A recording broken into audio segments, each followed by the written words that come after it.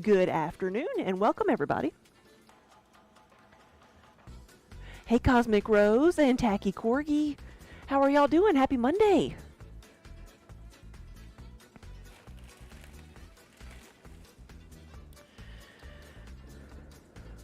I've had a bit of a lazy weekend and now I'm ready to get back to work. How about y'all? Did you have a good weekend?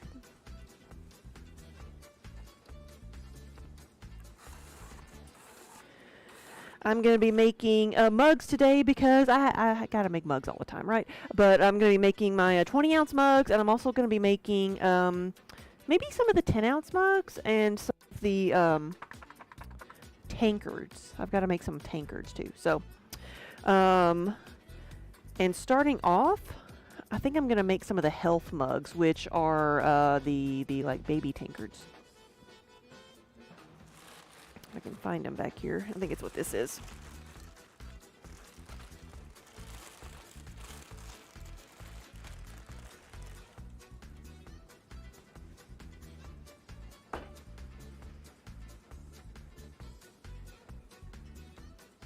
Here we go.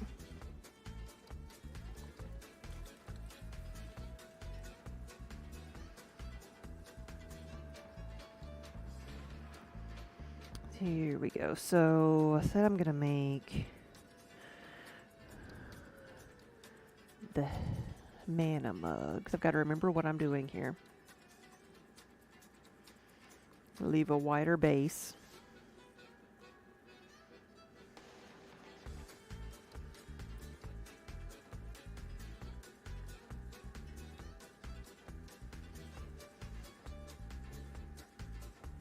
Right, you love the tankards.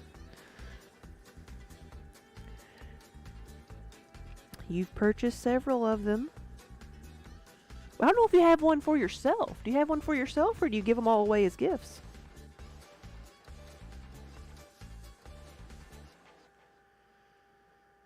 I like to have a thicker rim on these. There we go.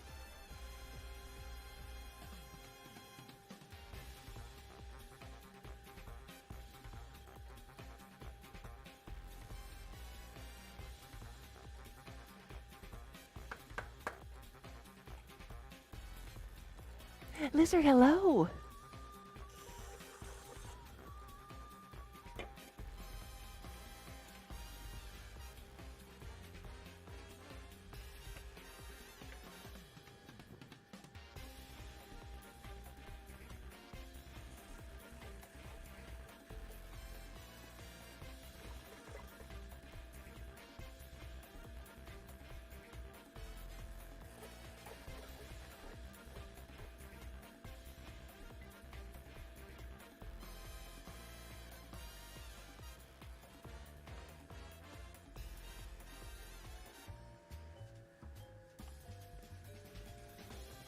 Let's see, let's make this one a little bit taller because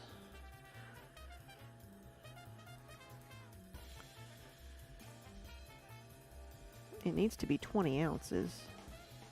I don't know if the base needs to be quite that wide. Maybe I should wait and do this rolled edge at the very end.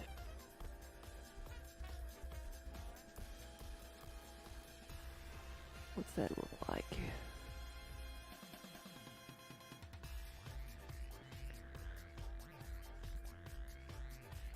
I think that'll work.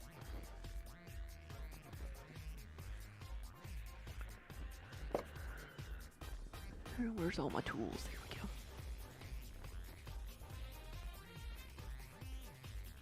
These are different than the basic mugs. This is going to be one of the mana mugs, which you'll see it going through the slideshow we've made over the past week. We've made the health and the stamina mugs. Now this is the mana shape. It is the it's like a baby tankard.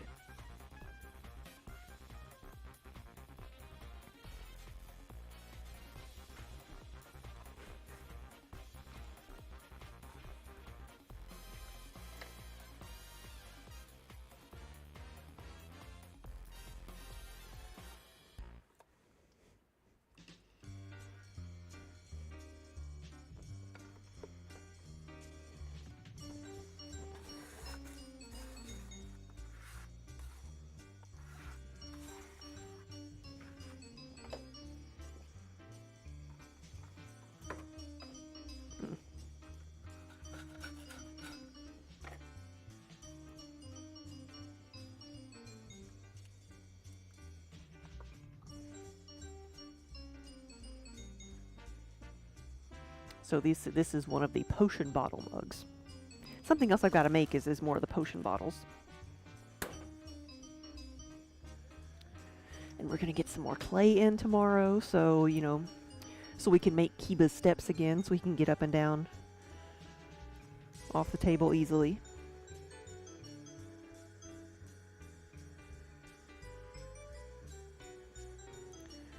Could be a little pitcher with a spout. All it needs is a spout. So they will get handles.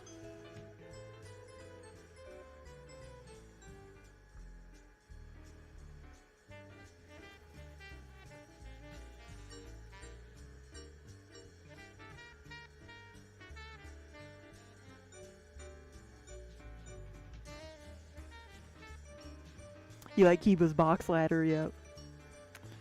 He does too.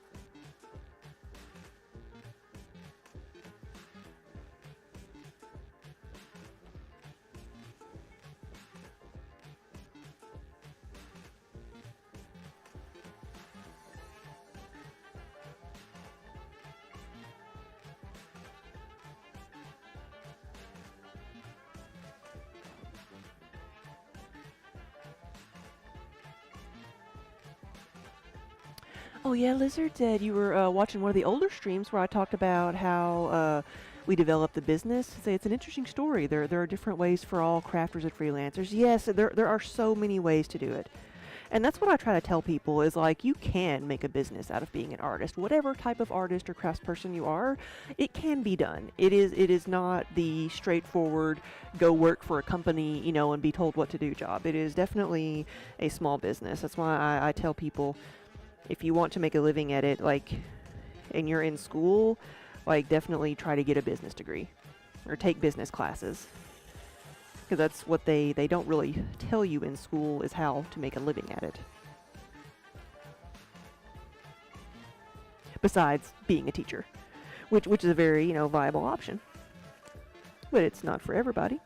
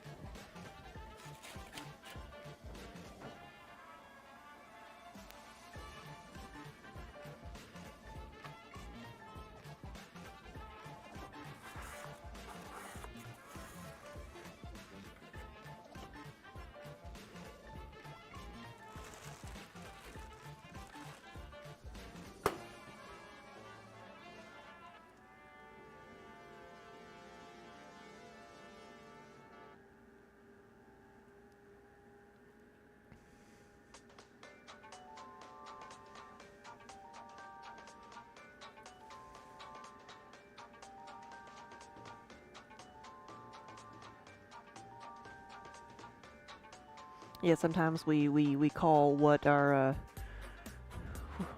what we do when we're looking for ideas or trying new things. We call it throwing spaghetti at the wall to see what sticks. We just try a lot of things and then see what works.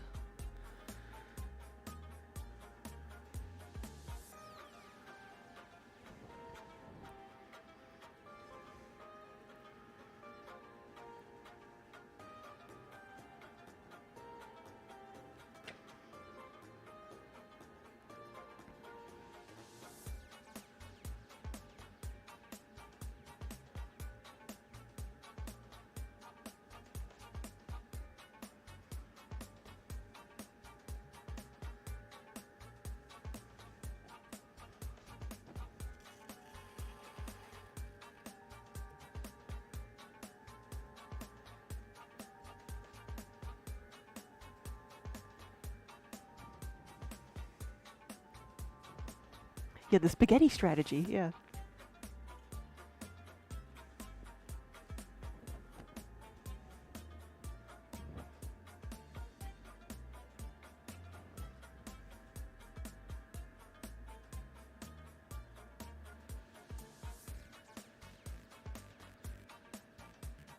Yeah, because sometimes all the planning in the world is not going to tell you whether a thing is going to work or not until you just go out and actually try it.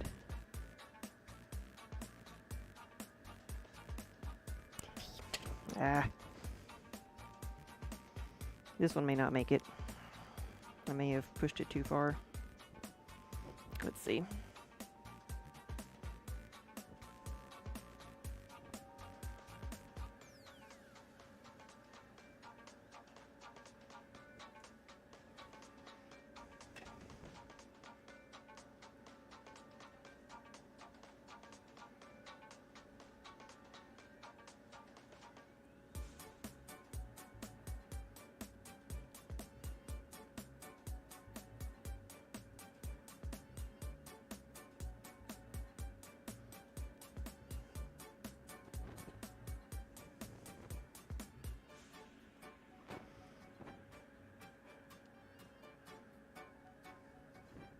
Nope, it's not dead yet, but I also know it's not far off, so let's see what we can do here.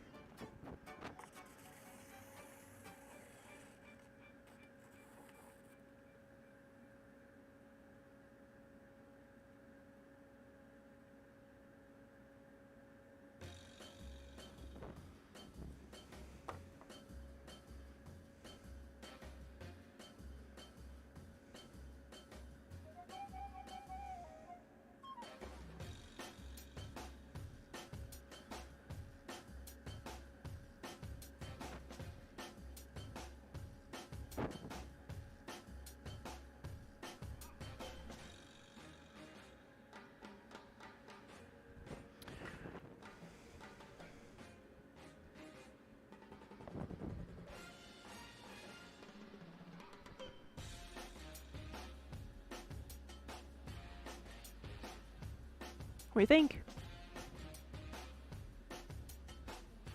Lassa, hey! That's acceptable, I think. I think it's acceptable. I think it'll work as a mana mug.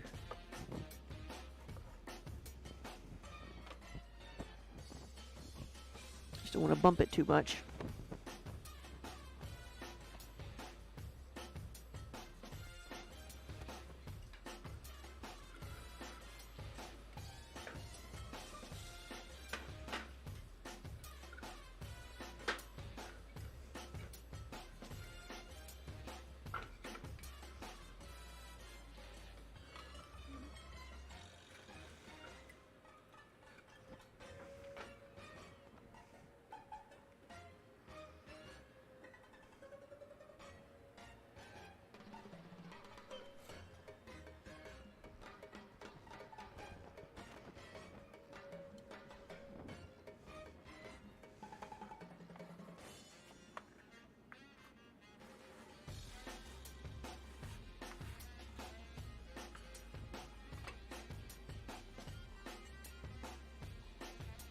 Look like little cauldrons.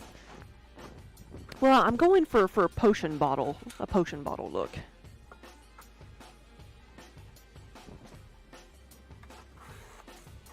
Yeah, at the Maryland show, it was a fiber show. Somebody was selling cauldron yarn bowls. They specifically they made them black and everything with little feet and stuff.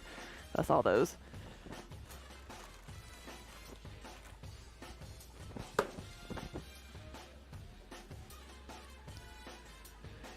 But good afternoon, everybody. Hey, Spook.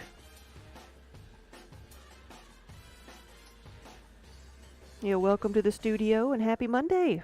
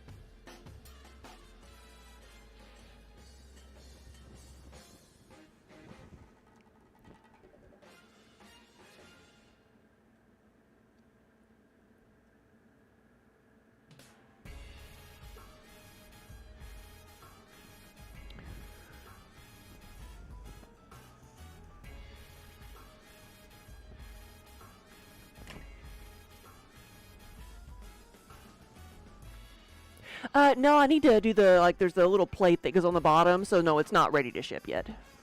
You had said something about you were leaving in June. When is your vacation?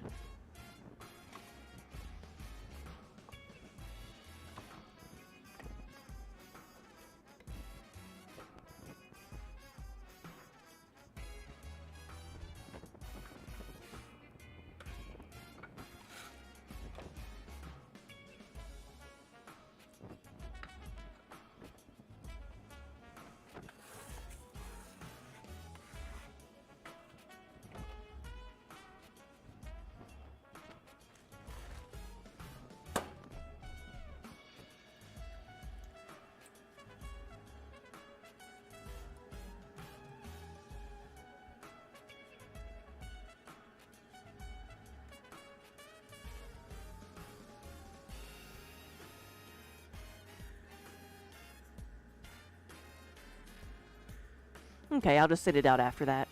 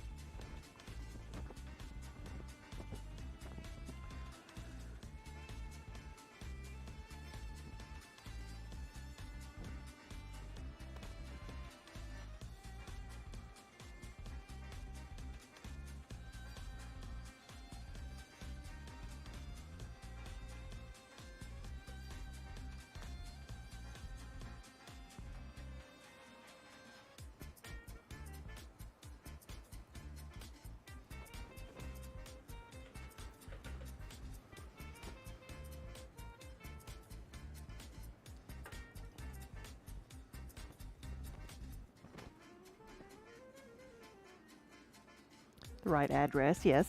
I will double check this time.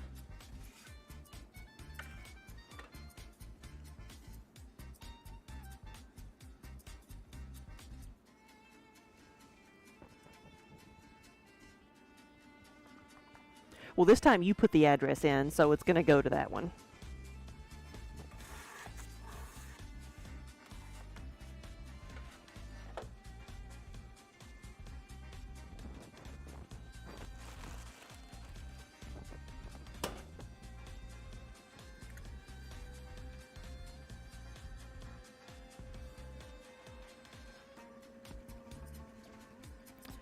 Which is why I like people putting orders in through the website rather than me sending out an invoice, because that way all the information is put in there and I'm not like, because what probably happened last time is I just picked an old order and used the address from that, not thinking that it had changed, not realizing that it had changed.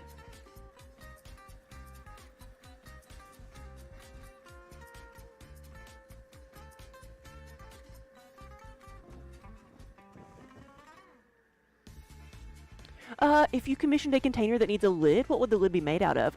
It can be made out of whatever you want. It could be cork. If you wanted a lid, I'll make a lid for you. If you wanted a pottery lid, I could make one with a little knob or handle on top. It's whatever you want.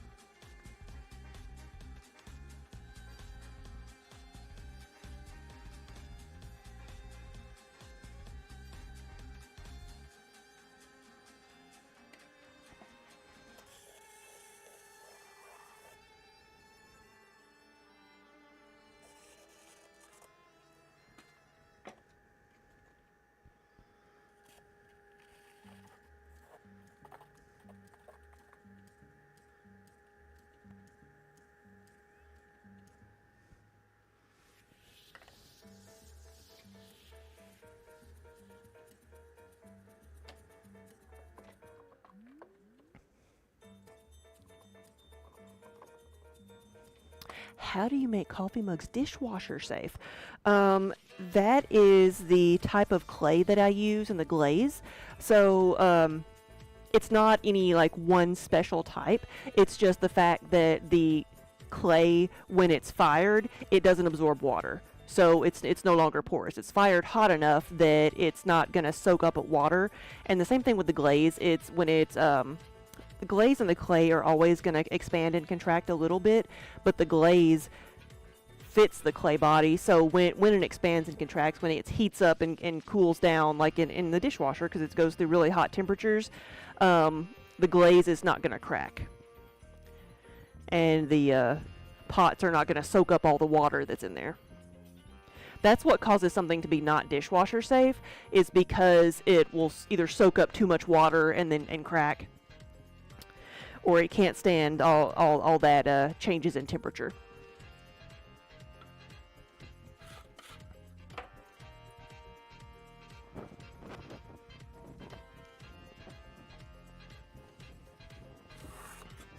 It's like if you have if you see antique pottery, you always see little crackles in it.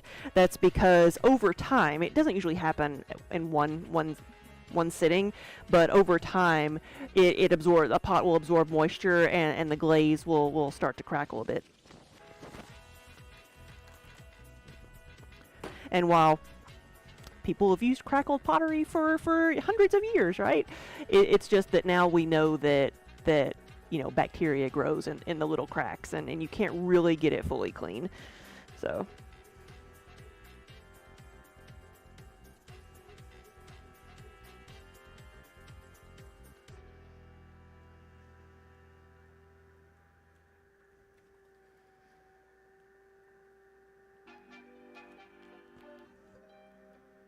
and with a microwave safe, it's about the metal in the glazes. Most glazes are going to have some metal in them. Well, I'll be right back after the ad break.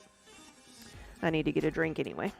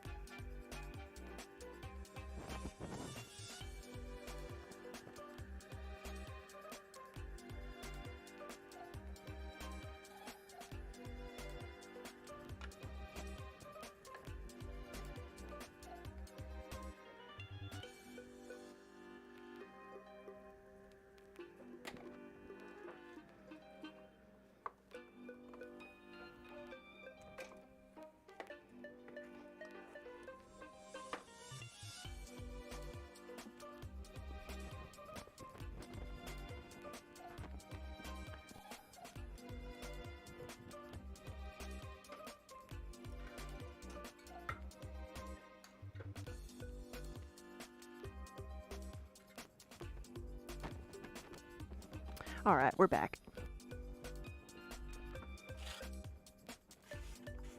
What I was saying with the dishwasher safe, and then there's microwave safe. Making pots microwave safe, and that has more to do with the amount of metal that's in a pot than than anything else, because there's usually going to be metal oxides and glazes, because that's the most common thing used to give colors, especially greens and blues and blacks.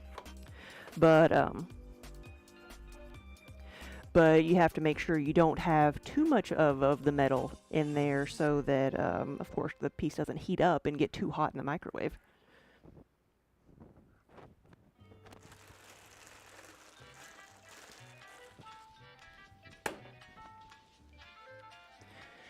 Oven safe is, I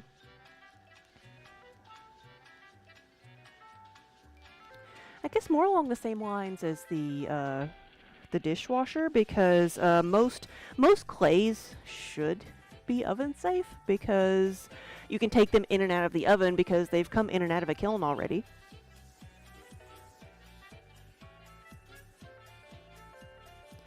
But oven safe versus like stovetop safe is like, with clay, you know, you can heat it up.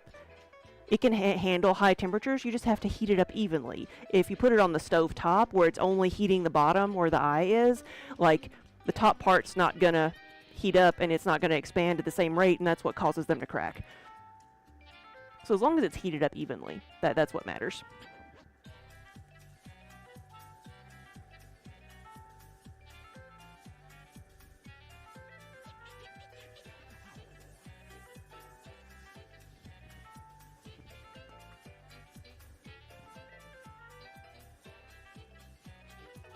You can put mugs in the oven. They're mug brownies and mug muffins used to be really popular, though it was more of like putting them in the microwave, more like a single serving thing in the microwave, meant to be fast. But you could put them in the oven too.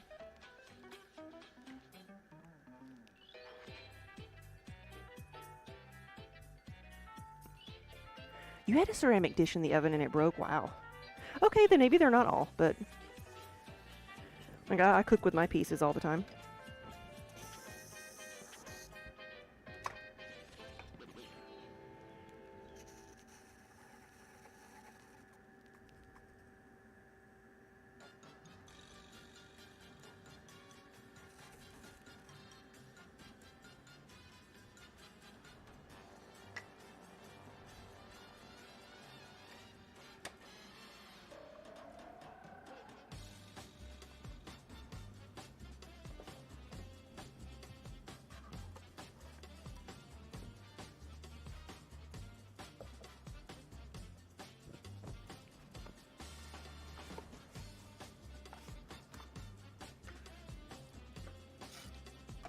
I think this might be the last one of these, of this shape.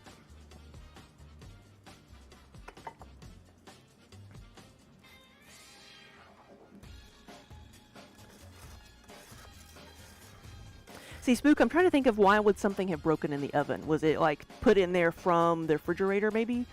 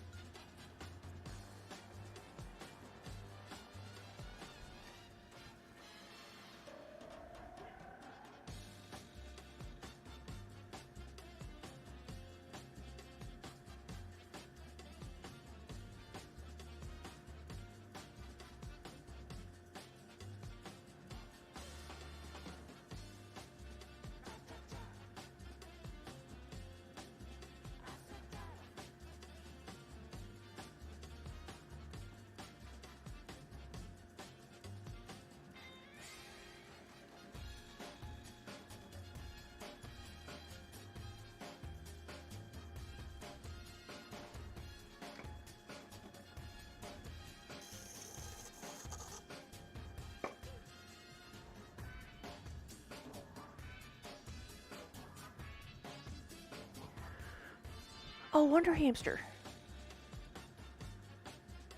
The web guy sees our issue and says it's quite odd. Oh, hey, have we stumped him? It's like, you're correct. It should not be doing that.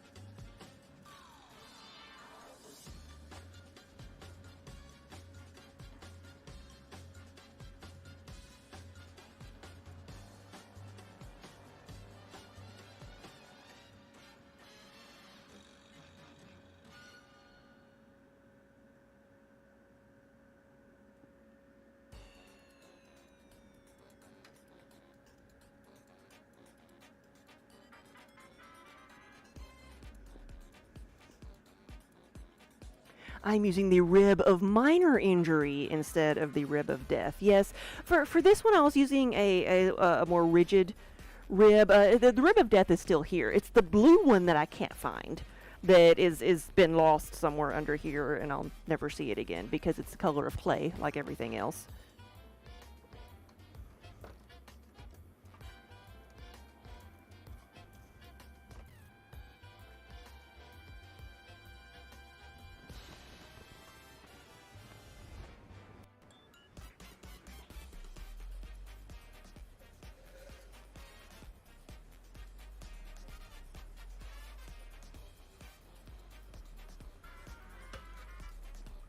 Okay, there's our first 10.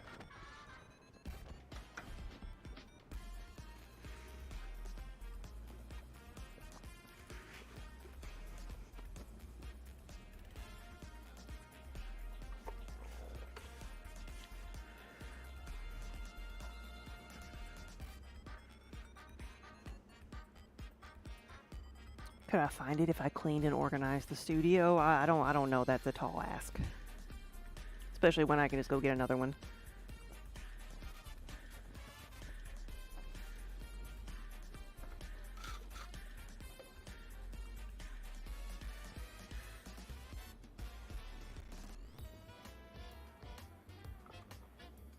There's no telling what I would find if I cleaned out behind the wheel here.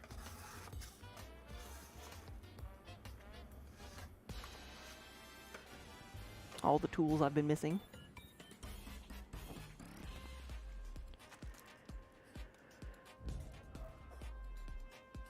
Let's see. Thinking of what to do next. I need to make a yarn bell at some point, but I may go ahead and just make some of the regular mugs. And get those out of the way.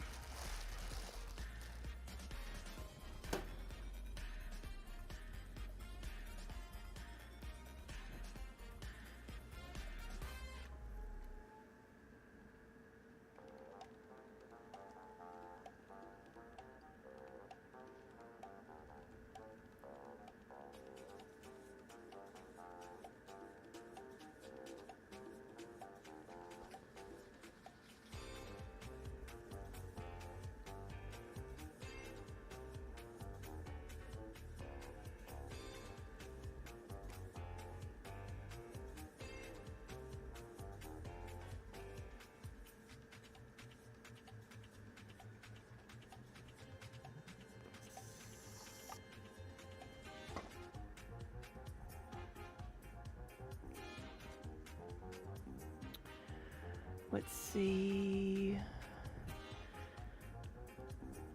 I need to measure this one and then set up my guide.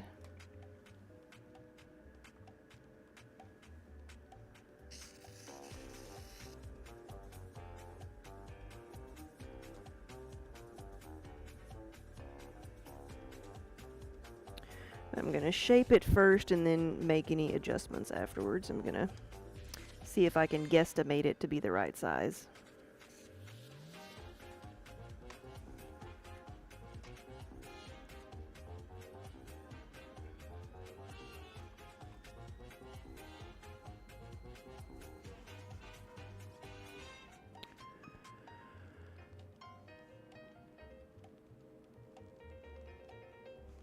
It's pretty good. It's a little bit on the tall side, but I can compress that rim a little bit.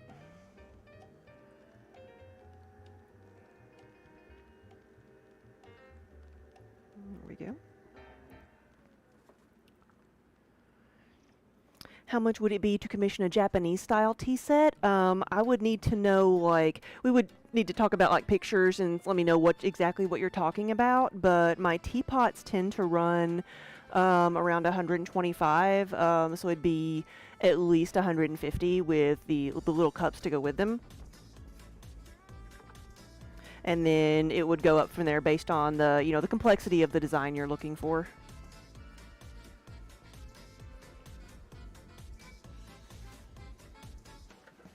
But I probably do need to make some more teapots soon, because I think we're down to like 1 or 2 at the gallery.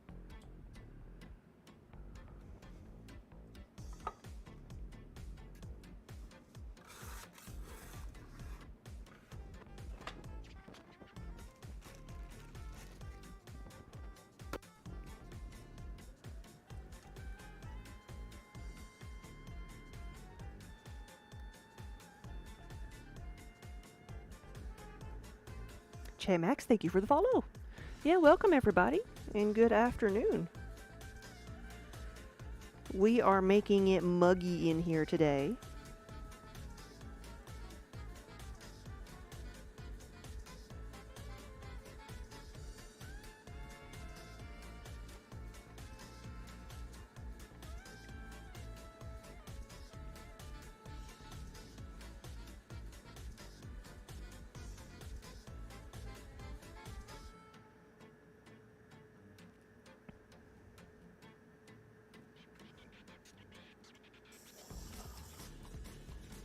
I had someone ask me today, I need to like, y'all tell me what you think of my accent, because I had someone tell me today, say, oh, you're not from the South, are you? And I'm like, I've never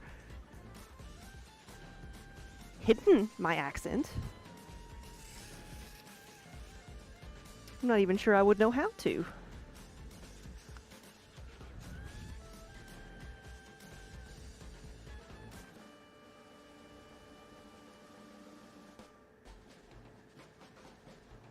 But I guess because they thought I wasn't from here, that I wasn't from the South. I'm like, no, I'm from further south.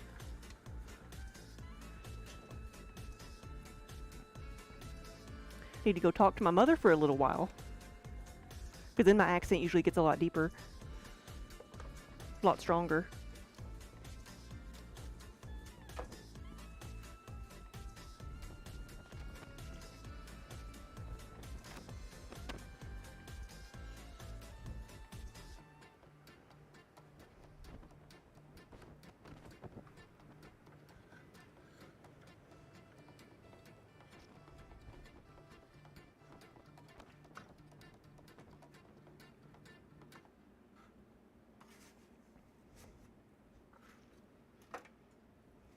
What, not even a response from Wonder Hamster on that?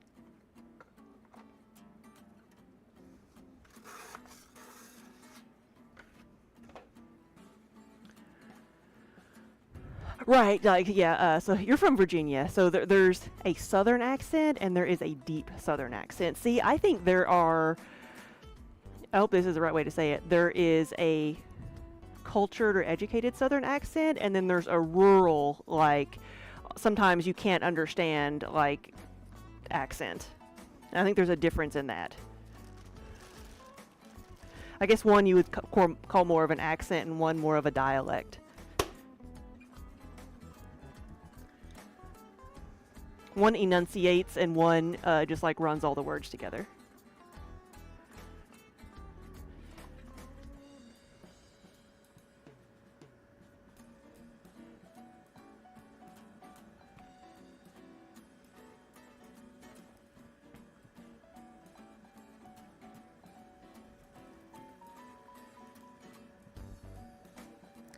I don't have the long drawl, yeah. Now I can.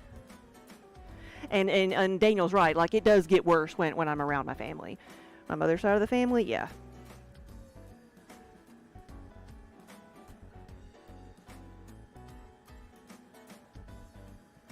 Because you just kind of like, you take one deep breath and you just say all your words all at once and run them all together.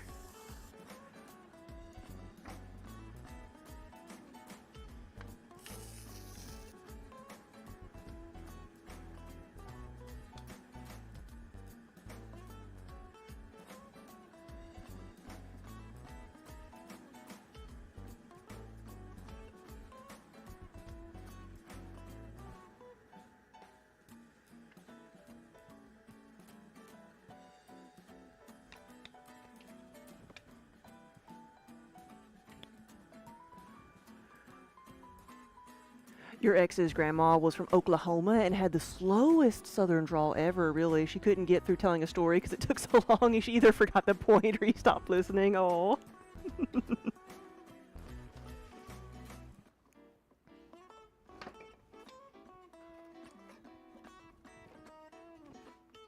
Yeah, well, I think it's funny is like, I feel like the louder you talk, the stronger whatever your accent is, like, comes out wherever you're from. Because I remember like feeling like it came out more when I worked at the factory, and when you're in the it was a loud environment, like everybody was wearing earplugs, so you didn't so much like talk to each other on the floor as emote and wave your arms and point and yell, you know. So I felt like everybody's accent came out more then.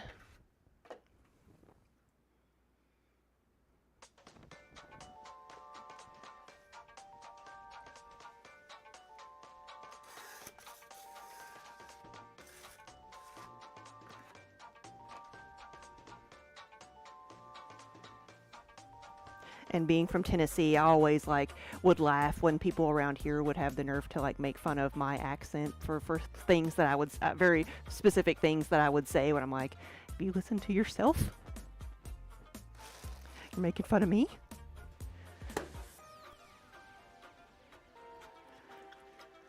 Because it's all about the vowels, right? Like the way you say the your eyes. And so apparently saying nine instead of nine, number nine, that's apparently a specific to Tennessee and probably Texas accent. Because that always gets people, and I don't know why. Yep. You got told up there that you've got an accent compared to the Minnesota style accent. Oh, I bet you do then, yeah.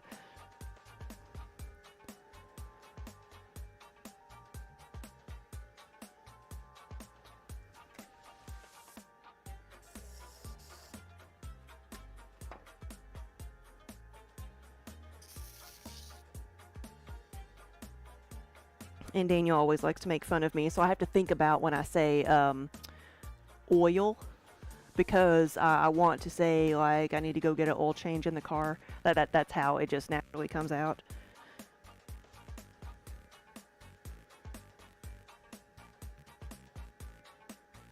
But that one's pretty common.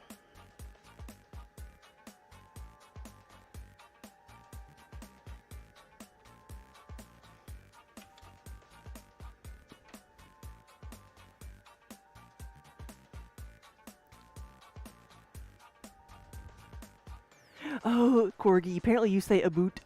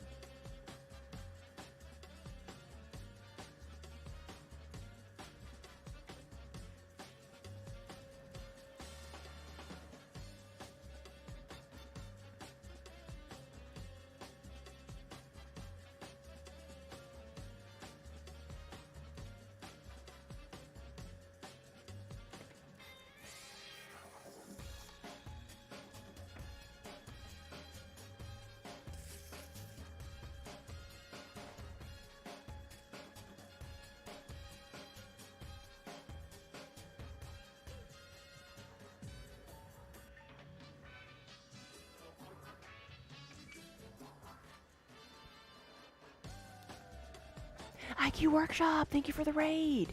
Welcome, everybody.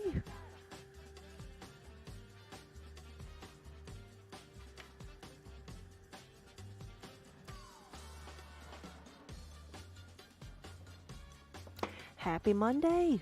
IQ Workshop, hey there. Thank you again for the raid. What were you working on today?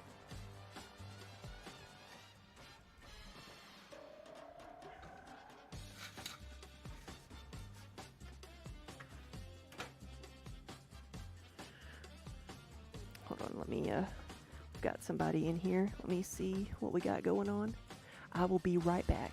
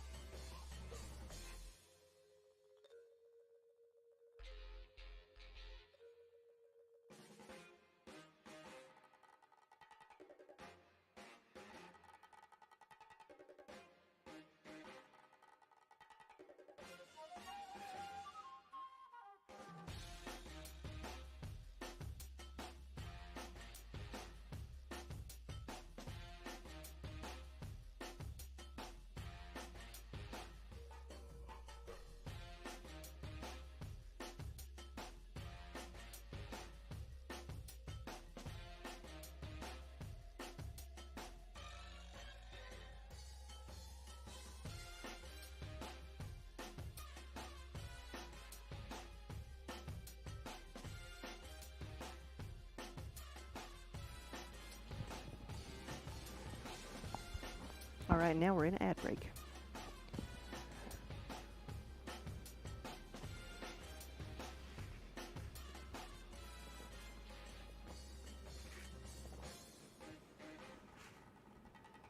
Well, it does sound fun though. You're integrating a bubble machine, a smoke machine, and LED lights into your stream. That's amazing.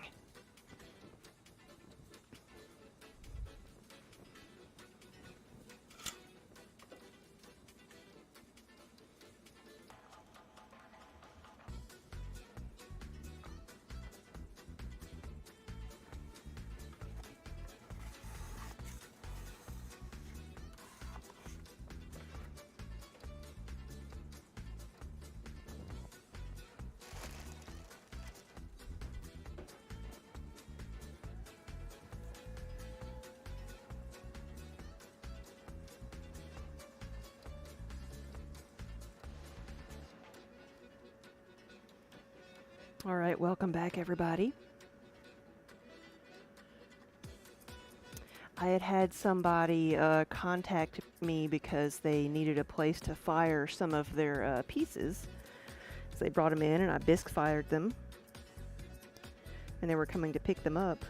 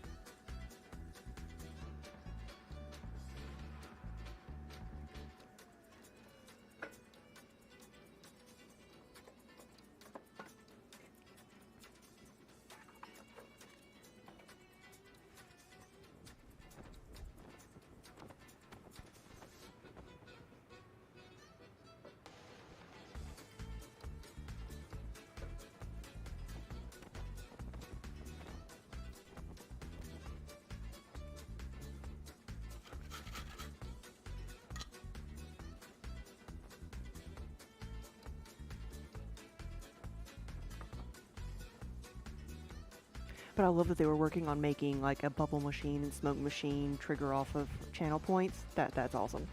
Reminds me of when we had tried to have a cat food feeder dispense treats, or somebody cheered or had a tip or gave a tip or something. But it ended up like the machine ended up working, but the like parts in it were so weak that it wouldn't, like, it would get clogged real easy. So ended up like not working because it wouldn't like the treats.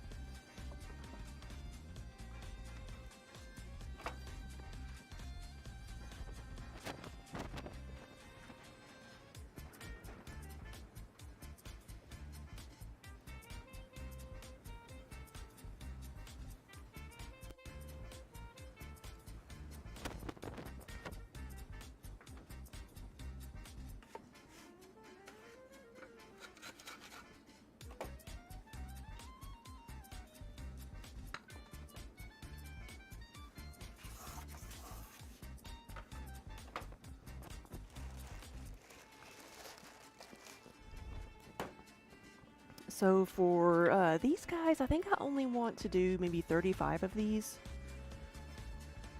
regular mugs, and then, like I said, some of the 10-ounce mugs and tankards. So we're going all over the place today.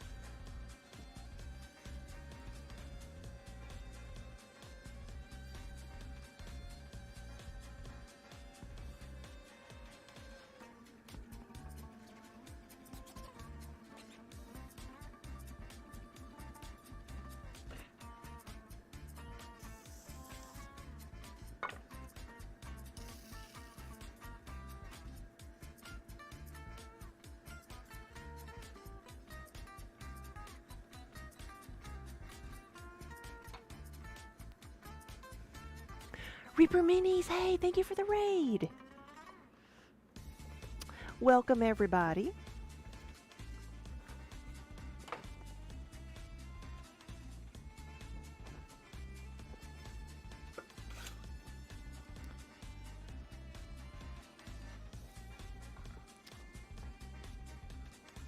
What were y'all working on today?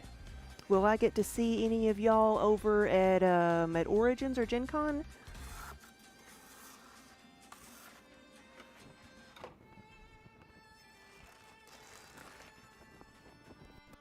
Origins is our next show, so it is this month.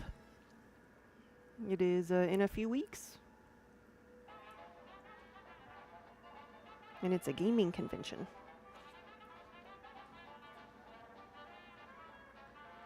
More board games. Well, it's all tabletop games. I can't say it's more board games than miniatures. It's everything, just like Gen Con is. You won't be at either? Really?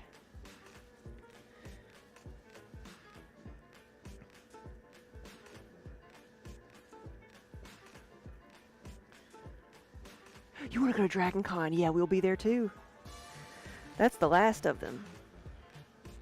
It's Origins, then Gen Con, then Dragon Con.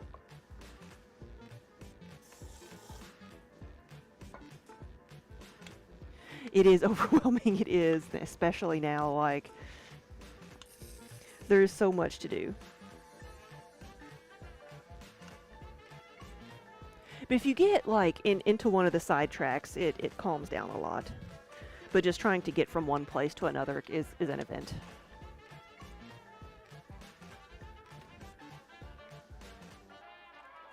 You're used to the Fan Expo Canada that's like 156K people? Whoa.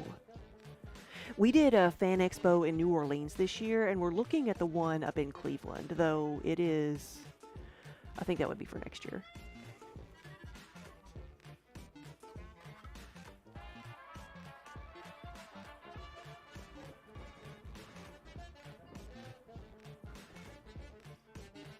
If you're talking about Dragon Con, yeah, it's a Labor Day weekend, so the first weekend in September, so end of August, the 1st of September, same thing.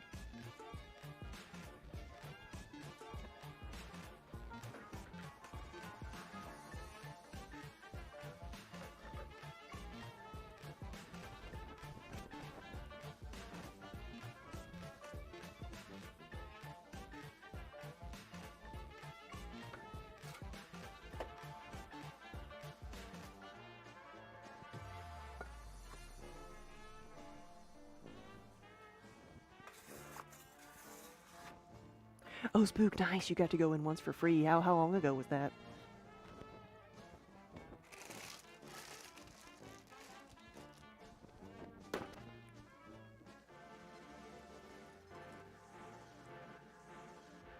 Oh, a long time ago. And yeah, you thought it was bad then. No. Like, in the last 10 years, I was about to say the last 5 years. No, the last 10 years. It's 2024. Because the last time we went for fun was 15.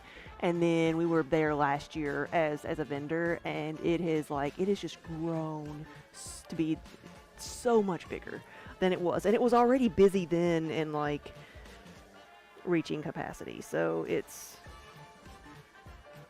just massive.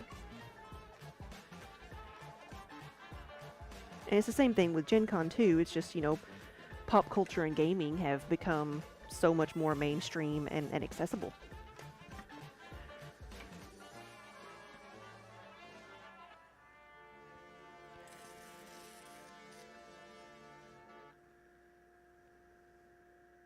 Oh, nice. You go, Fan Expo's the same weekend, so you go each year and help at your friend's booth, and this year they've got a double, and you get to have some space. Good.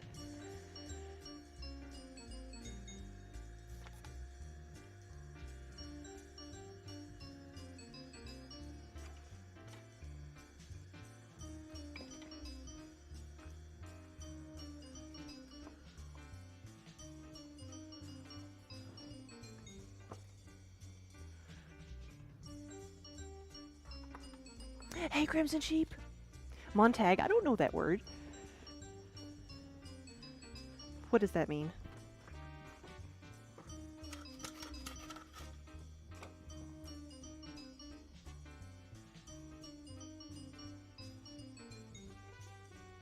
Oh, okay, in German. Gotcha. Monday. I see.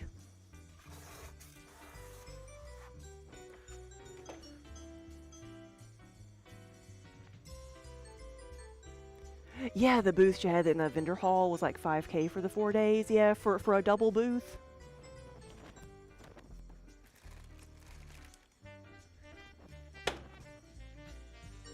That sounds about right. It was for one of the just a plain 10 by 10 booth. I think in a convention center, I don't expect it to ever be less than $1,000 to $1,200 for just a regular booth, and that's not a corner or a double or end cap or anything like that.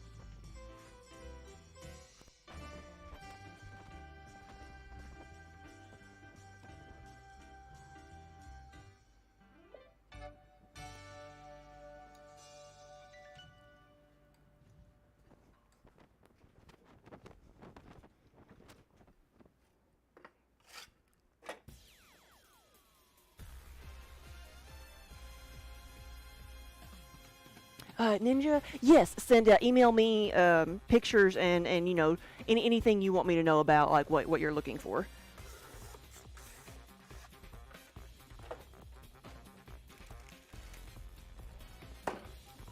and I'll let you know what I can do.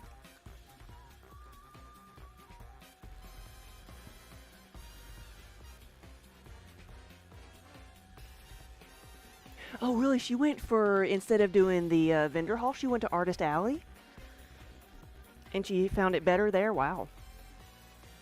Now, Fan Expo tends to do Artist Alley really well because they don't just put you in a corner. Like, a lot of times, Artist Alley is blocked off and doesn't get a lot of flow because it's not where everybody's going, right? But we did a Fan Expo Artist Alley this last year because it was kind of like it was at the back of the hall, but it was lining the back row of the hall before you get to the autographs, so everybody walked by there.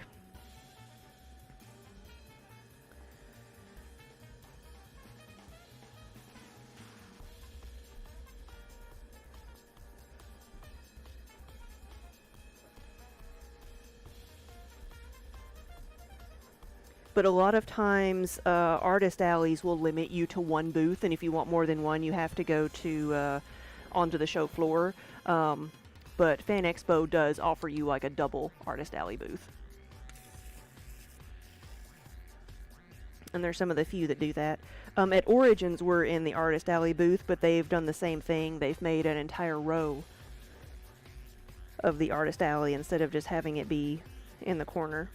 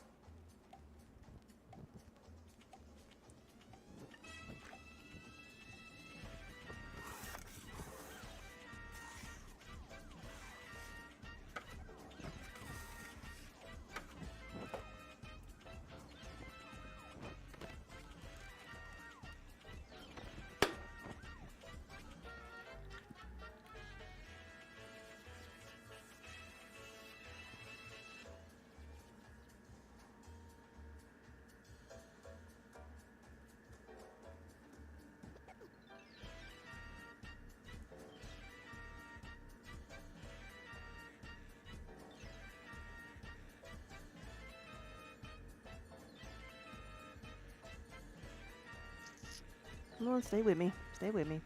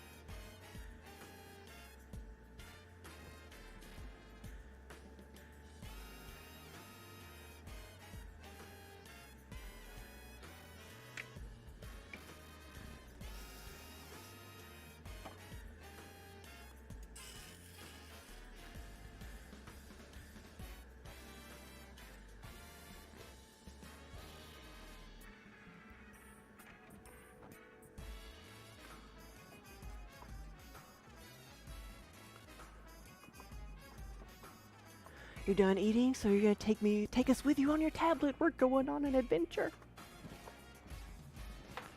To the sewing room.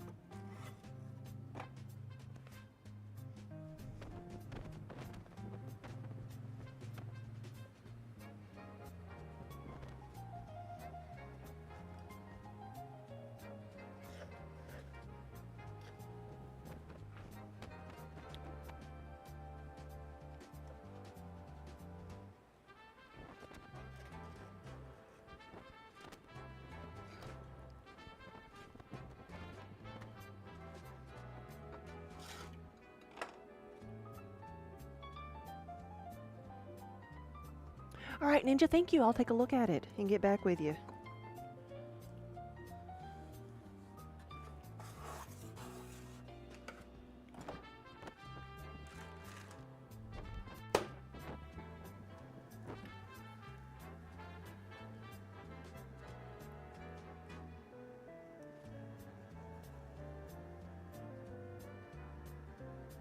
Yeah, and if you decide to order a teapot, you can watch it being made.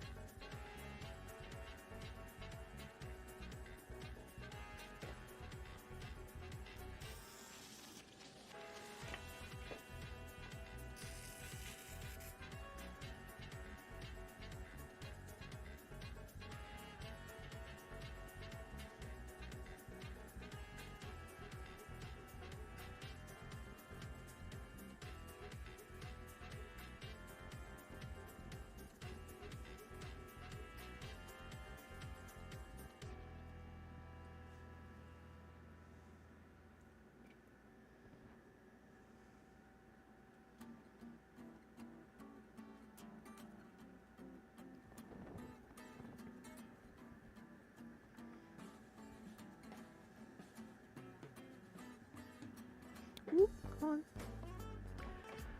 All right, I'm gonna quit messing with it. I want to keep working on it, but I'm just gonna stop.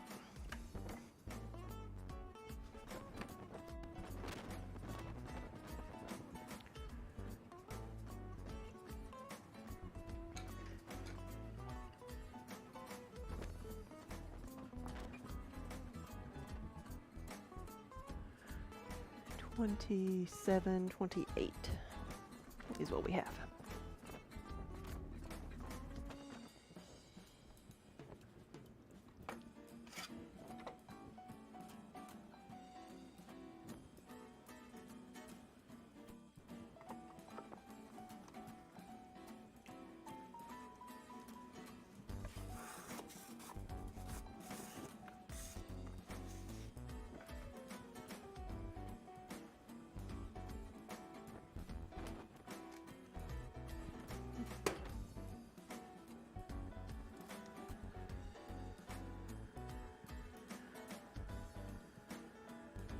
Karen, hello. Good afternoon. Oh. There's a foreign object here. See that? See the little blue spot?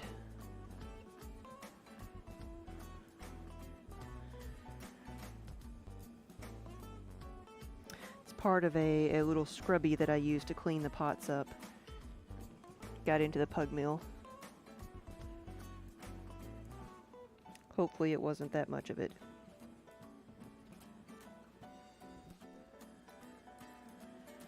Here we go.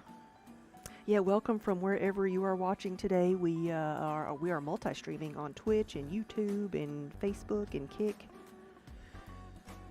So good afternoon. We are trying to make it muggy in here.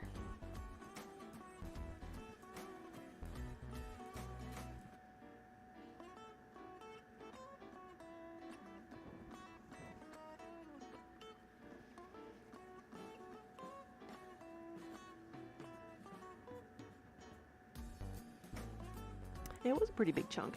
And if I had missed that somehow, if I was working on a thicker piece and I didn't feel it, I don't know that that would have like caused an explosion or anything, because it's gonna burn out, right? It's nothing's gonna withstand 1800 degrees in the first firing. But what it might have caused a crack because of all that material burning away. A big chunk might cause a crack, but little bitty pieces might just, you know, have cause a few extra little like porous bits.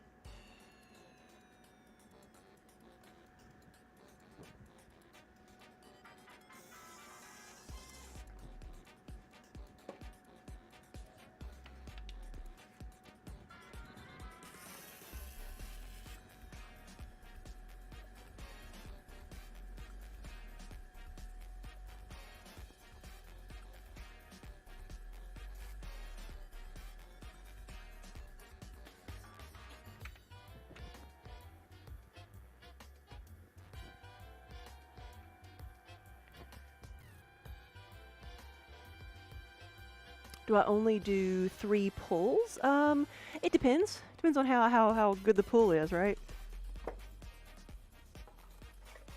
Depends on what I'm making. With these, I've got it pretty streamlined so that I don't have to do that many movements.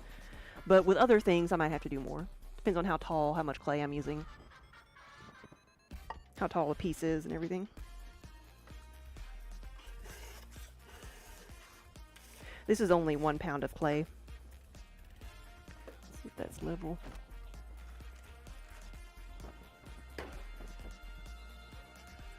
The biggest time saver, I think, is the first pull, because it combines several of the steps. So you got it centered, opening it up, and then this one right here, this first pull, combines. I use just one hand to get underneath it and combine that first pull, getting as much of that clay up as I can.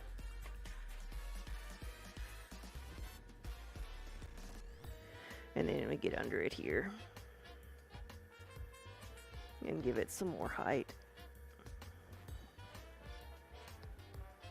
And then I slow down, and for the third pull, because I know what I'm making here in these mugs, I stretch it out a little bit and give it a hint of its shape.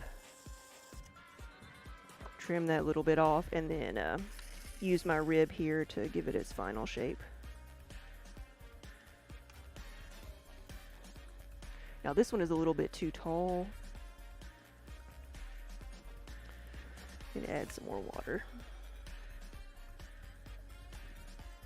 So I pulled it too tall. I can trim it off, cut it off, or I can just compress it back down. That's what I'm trying to do, is compress it back down. Oh, you just got 2 mugs too? Oh, thank you so much.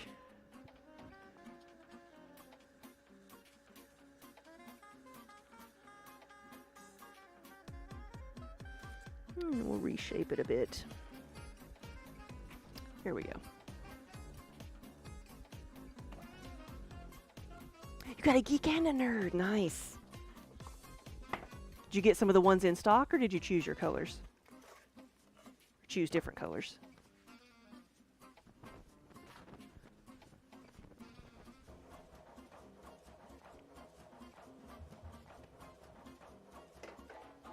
All right, so that is 30 pieces, if I remember right.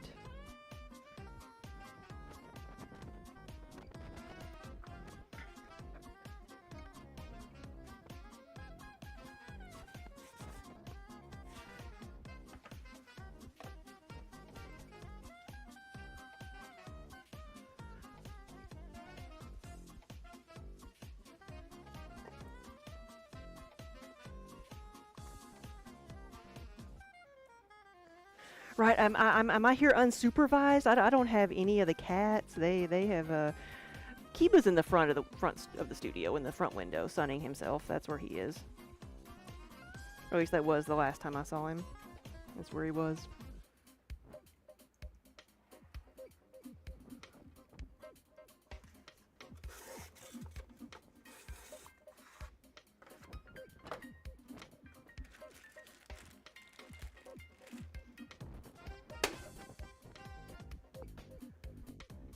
Or somebody may be munching on his food bowl over there. She might be hunting lizards. She was this morning. She was hunting something, but she never brought anything in.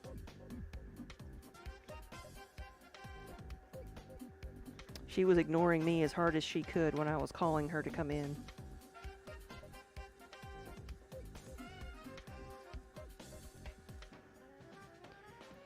Yeah, Karen, thanks for stopping by.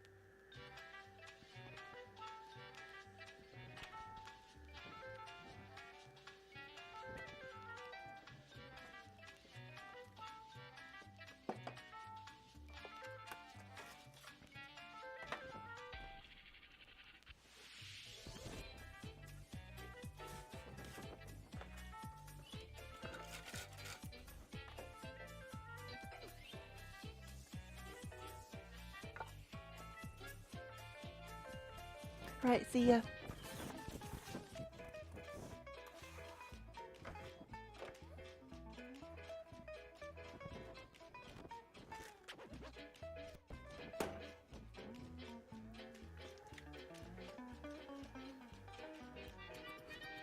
I love mini snack time emote. Nell, hello.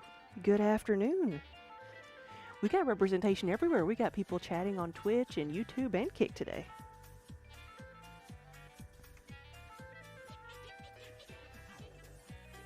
So welcome, thank you for joining me as I'm trying to make it muggy in here today. We are 30% muggy. We have 30 mugs done.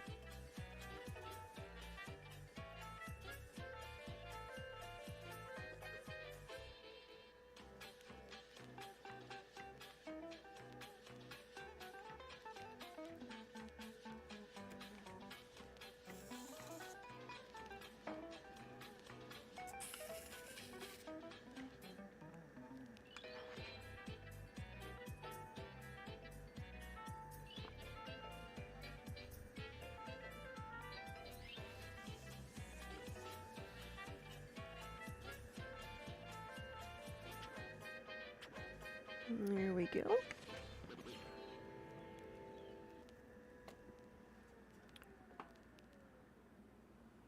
What kind of type of response do I get on YouTube from the streams? I honestly don't get much. I don't get a lot of comments.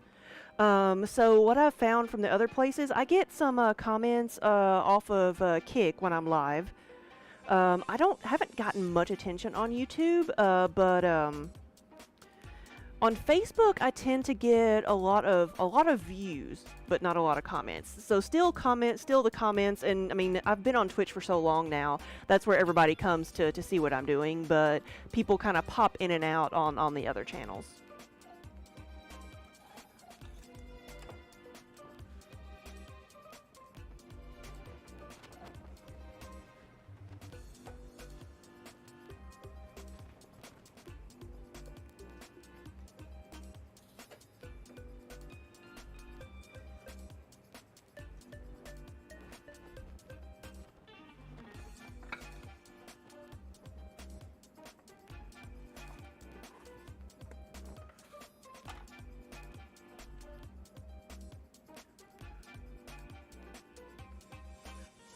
Ninja, whoa, you've been here for a while then, haven't you?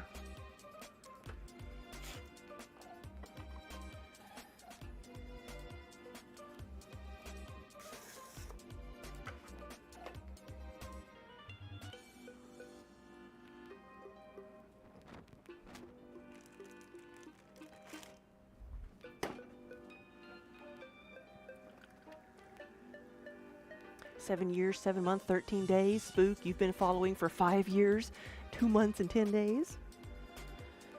We've been on Twitch for over 8 years, almost. It's getting close to 8.5, if not. No, it's over 8.5 now because it was in November when we started. So you usually watch while you're creating websites. Nice. See, I like that. That's what I enjoy so much about the creative side of all the streaming services, is because like it gives you a creative community just to kind of like chill with or bounce ideas off of.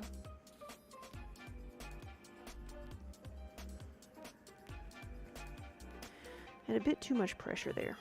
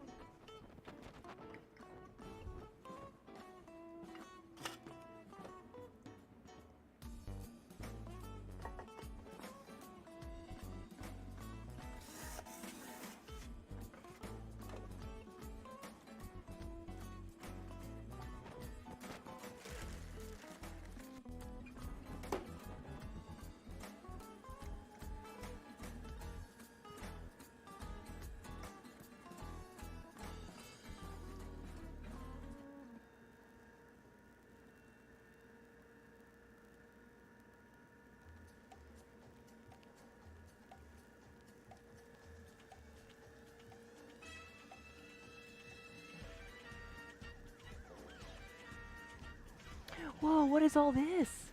Yarnia, hey, thank you for the raid. Sorry, I was focused.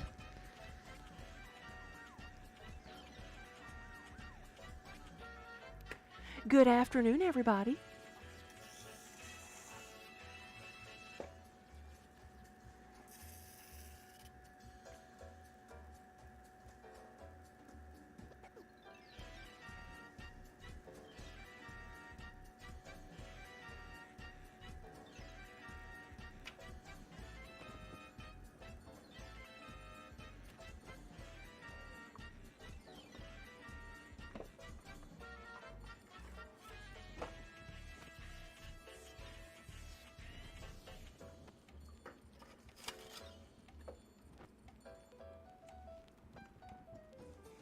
Hey, Bales, thank you for the follow. And Devil Bird. Welcome, welcome, everybody. Good afternoon. Don't mind us, we're just making it muggy in here.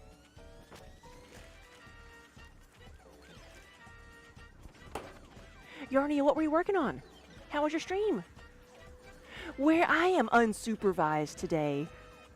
I am unsupervised. They are sunning themselves in the front window, guarding all the UPS boxes to go out. Didn't see if they had to move the cats off of the UPS boxes this time.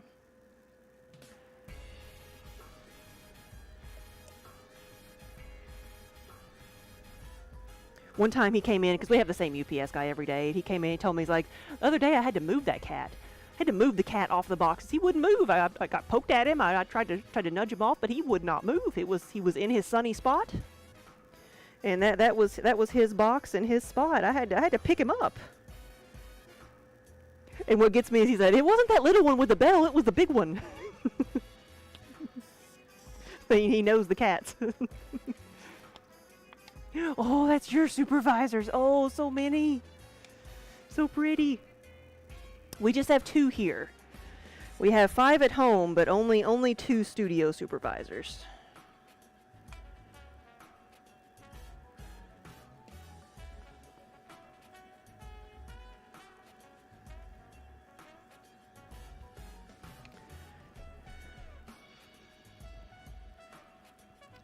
You managed to get over one of your nemesis? The mattress stitch. You beat it into submission. Ooh.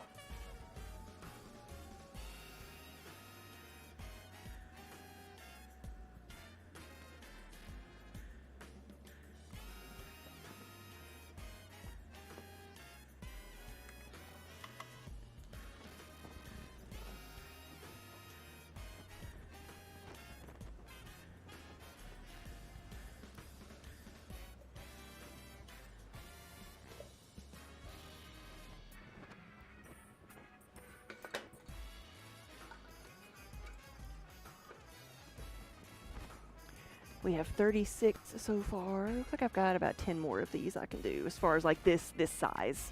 Then I'll go to a different size. You stitched it into submission.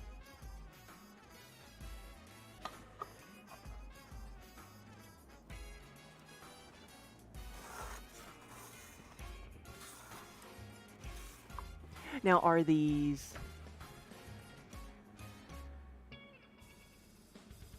Need to look back and see, like, if you said, like, are they, like, knitting, sewing, crocheting stitches?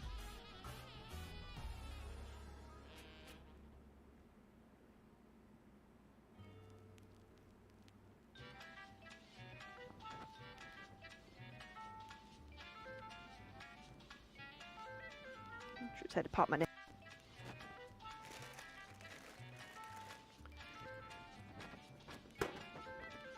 This is one of my favorite shirts to wear on stream because it has the little cat peeking over the side.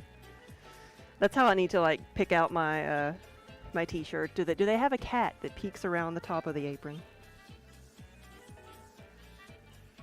This shirt has a cat knocking a mug off of a table and it says, "I do what I want." So my niece has got it for me one year.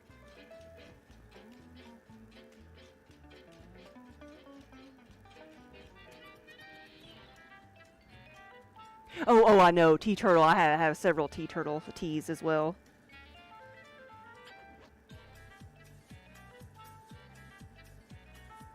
We're actually really close to them at Origins, I think. Their booth. Or they were one of the booths, because you know, when you go to pick out your booth, you give them like 5 choices, and and see which one you get. Hope you get one of them, and one of the choices was like backed up to the Tea Turtle booth.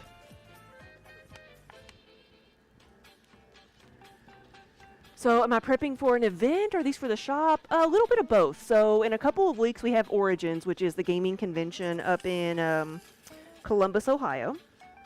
So that's the next show we're going to, but also I'm making a lot of things for our shop because we got to restock on things. So mostly I'm making a lot of things for stock, yes. Filling orders.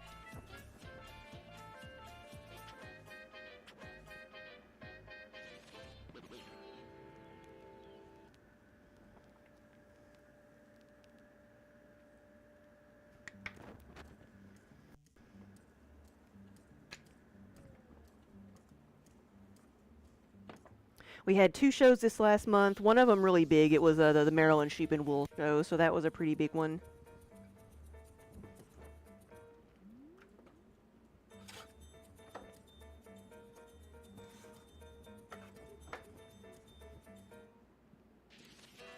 Oh, that's right. It's almost 1 a.m. there. I forget that you're in a different time zone. So, yeah, get some sleep. Thank you for stopping by, and we'll see you later. Yeah, shows. Yeah, so it's where we go and set up. We rent space and set up a booth and sell our wares for the weekend to a targeted audience. So at first, that's how the only way we sold things before we even had a website. We just went to shows, and then we started doing wholesale, and then we started doing like you know, bigger conventions. Oh, you made the mistake of sitting on the couch. How many cats did you have on you?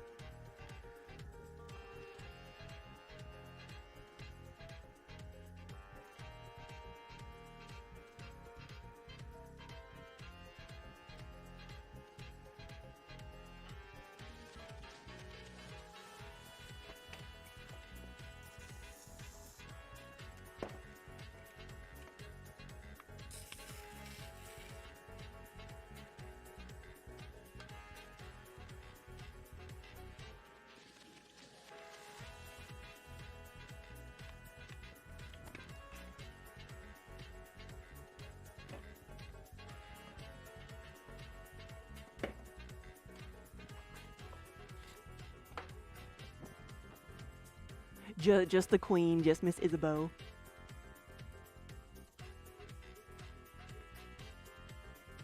What are your emotes? What are they? I have to click on them because I'm blind.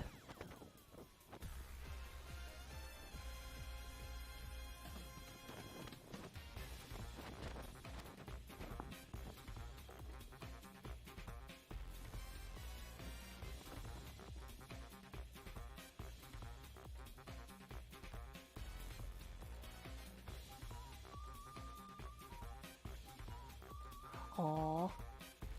There they are. Now I can see them all.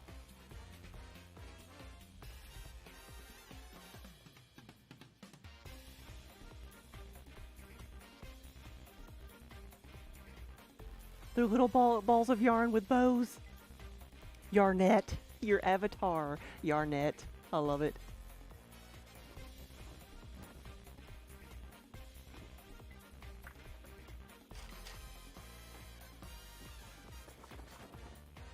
So many of the shops that I sell to have mascots like that, and they all have awesome names. Like there's one that's Woolamina, that's a sheep for a shop.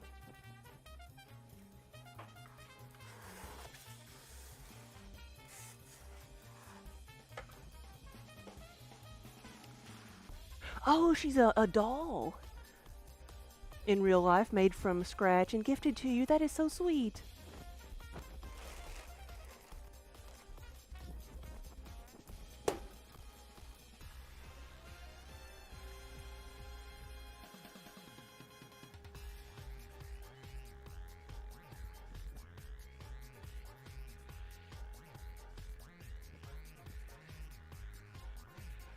Wilhelmina is Franklin Habit's alter ego. That's awesome. I didn't know that. I still think like you had the best idea for the Settlers of Catan mobile. They had what was it? Did it have a wrap on it, or was it actually shaped like a sheep? I forget now what it looked like, but they have like this like Settlers of Catan like truck that they sell stuff out of and take around to different conventions. So Settlers of Catan is a board game and it involves sheep. And so they were taking they're like, give us suggestions for the name of our sheepmobile. And Daniel's I think was the best. Like I put down Wilhelmina, but his was like Lamborghini. But they didn't choose it, they went with something else.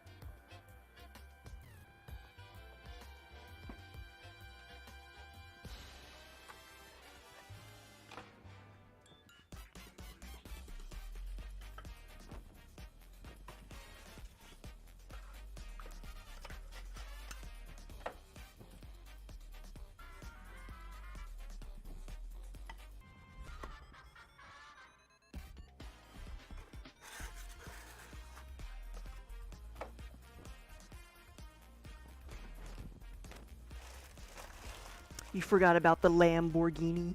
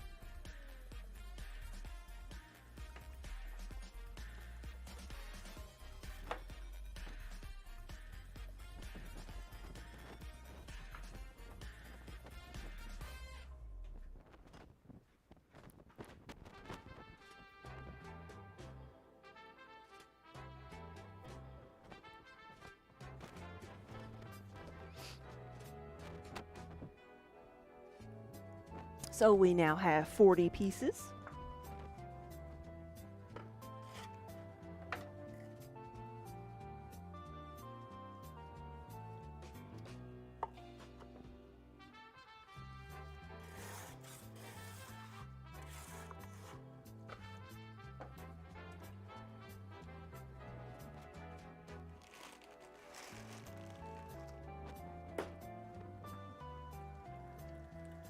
Vacation day.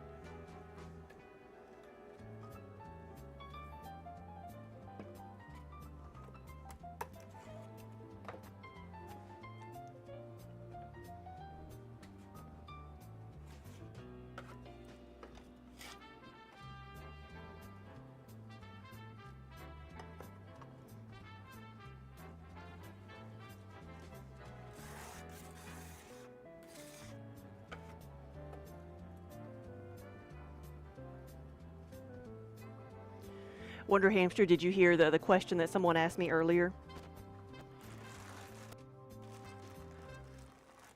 Someone said, "You're not from the South, are you?" Like,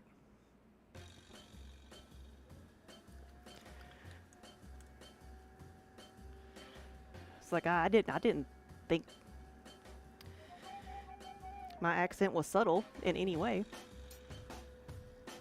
But I guess they thought because I wasn't from here that I wasn't from the South. I'm like, no, I'm from more south of here.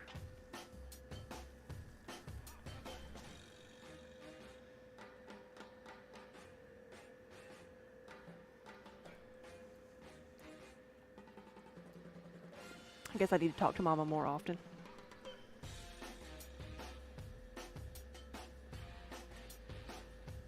It always makes my accent stand out more.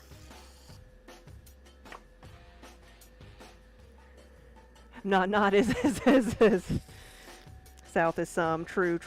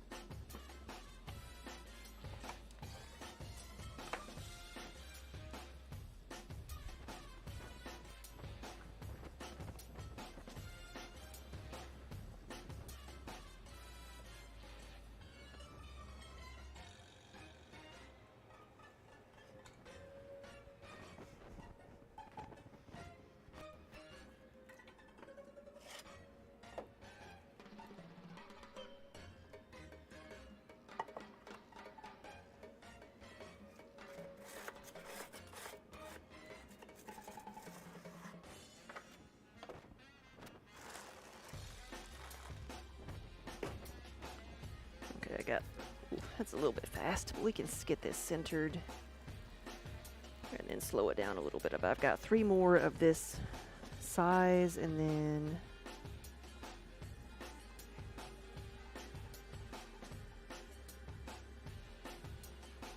I'll switch to something else.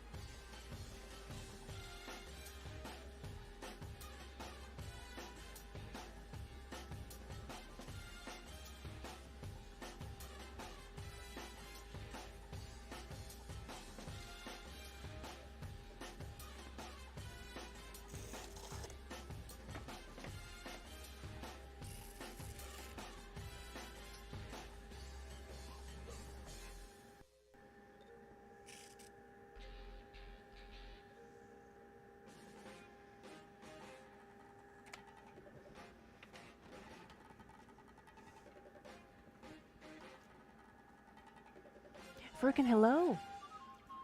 Good afternoon.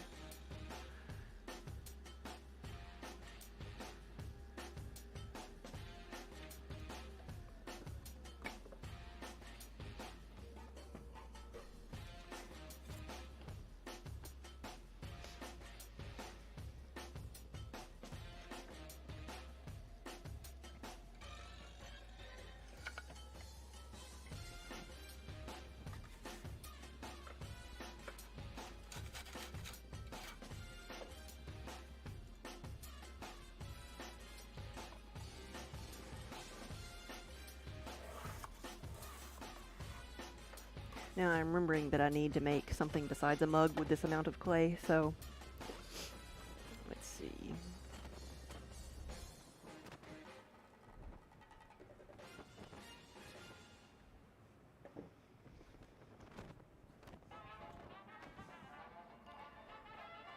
I need to make some of the sponge holders.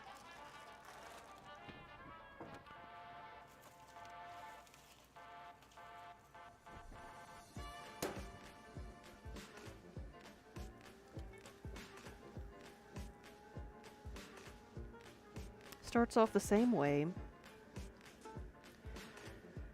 and I'm going to press down the outside a little bit and then open this up and make a ring here. That's all I need. And then make the lip on the outside.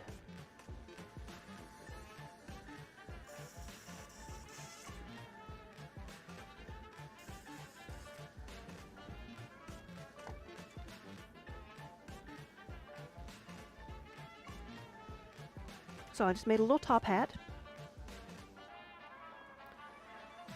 I'm going to pick this up and move it onto something else. But it will also have a little spout on it, like that. And I'm going to cut out a notch, like right here. I'm going to cut these two sections out.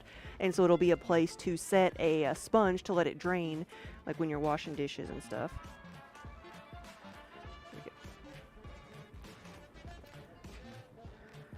Now this has a wider base on it, and so it's not very tall, so I can pick it up off the wheel without warping it too much. I'll make one more of those.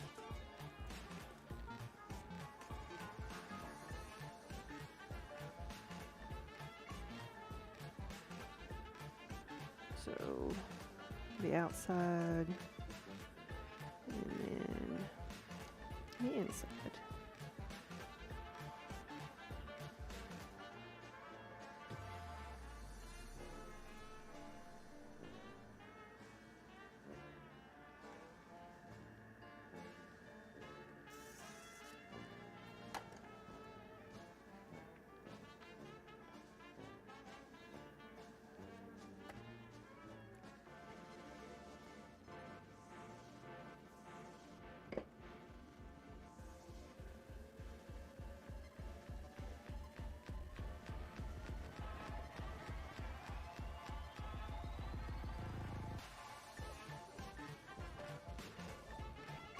Let me move this one over there too, while I'm moving things.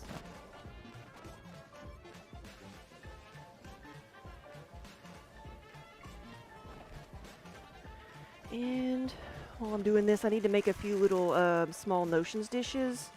So I'm going to use a small amount of clay.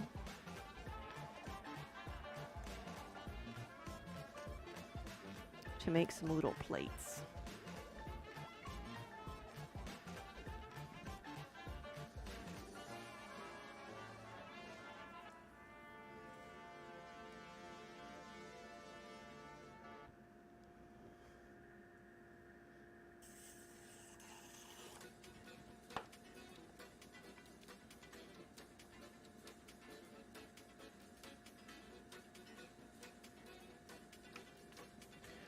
There we go, that's it. Some of the simplest things you can make.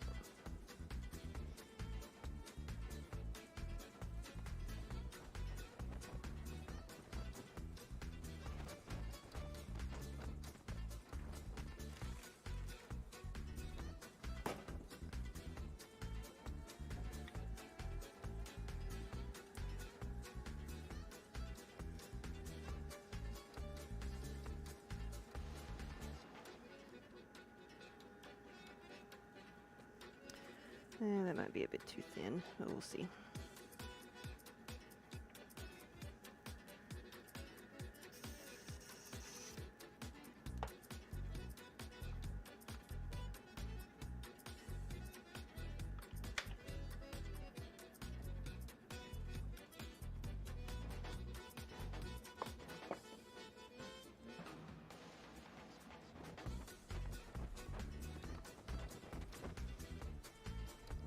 Okay. All right, what next? Should I make tankards or 10-ounce mugs? So small mugs or big tankards? Let's see. I'll need to make both eventually. Which should I make first?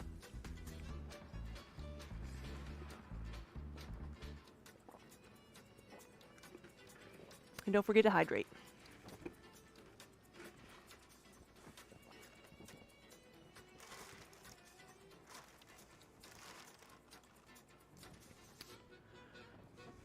Ounce mugs. All right. One vote for 10-ounce mugs. So that's what we'll do. That's this little bitty size.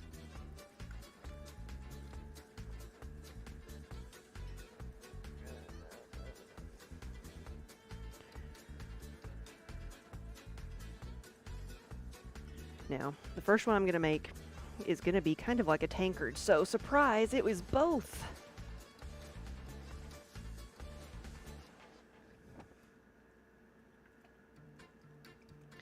I was asked to make a 10-ounce size tankard, and I tried to make one, and the first one I made ended up being too big. So I'm using a little bit less clay this time.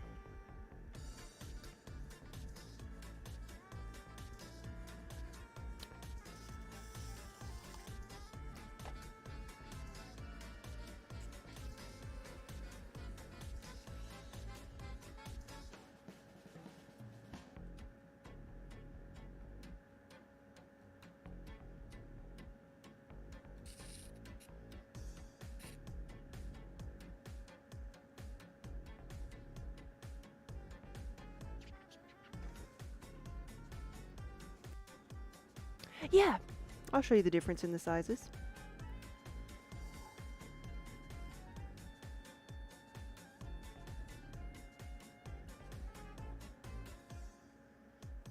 So I'm going to do that as a 10-ounce.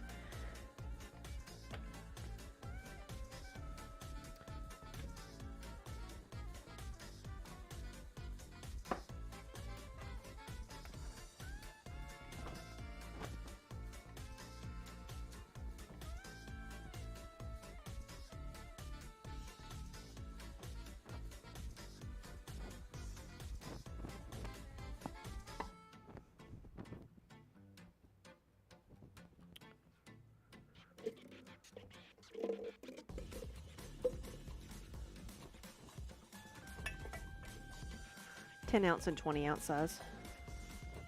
Finished. So that's the difference. There's a you know, it's just smaller. If that's what you were asking about.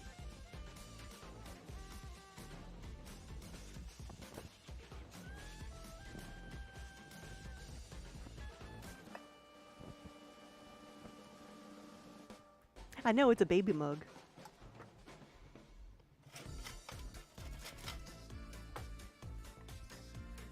Lady Serene, hello. Good afternoon, and welcome everybody from Kick. We are multi-streaming. We're on Twitch and Kick and YouTube and Facebook and everywhere.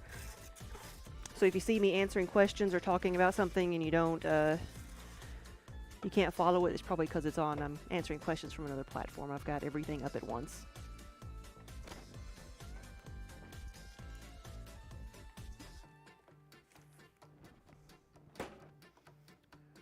Oh wow! So I've got a raid on Kick. Whoa! Thank you, everybody.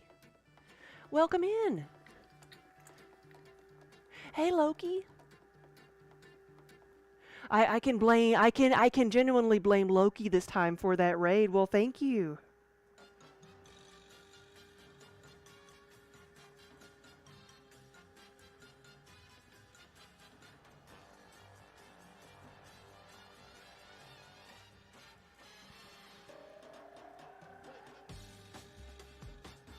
Well, good afternoon, everybody. Welcome in. We have been making it muggy in here today. We've got over 40 pieces done. Oh, you're green with envy. You wish you had time for pottery and clay. Yeah. It's not one of those hobbies you just kind of casually pick up and do. It's a little bit messy and takes some dedicated space.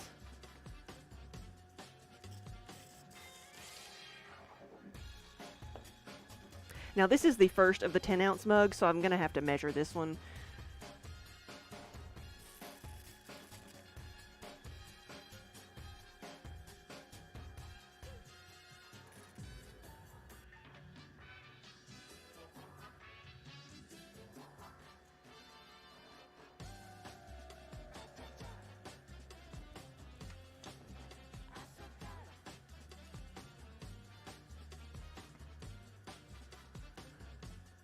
So Lady Serene, what were you working on today?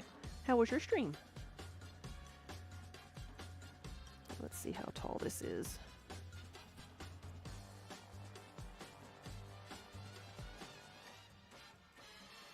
All right, that's good.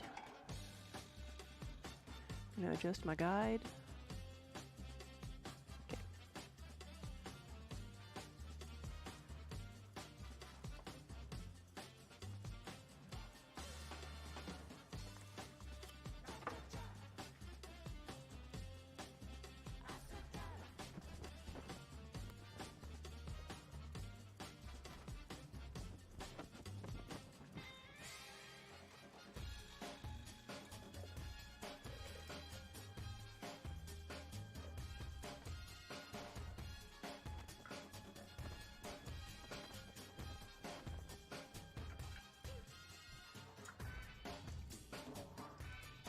Oh, you were cutting out fabric for a new dress. Nice. Is it for like a cosplay?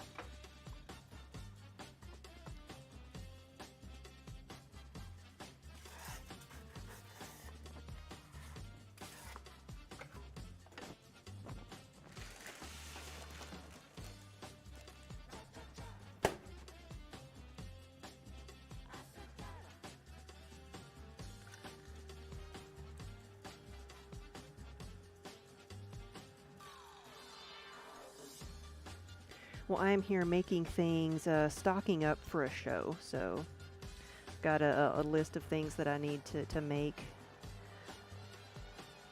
The next show we're going to is a gaming convention. It's called the Origins Game Fair up in Columbus, Ohio, where we are going to be an exhibitor.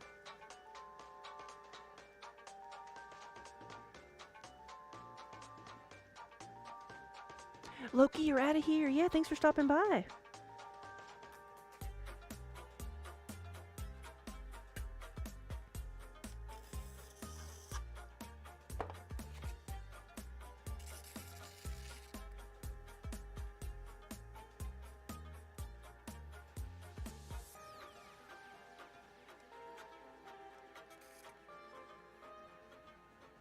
Whew, that's a bit wonky, isn't it?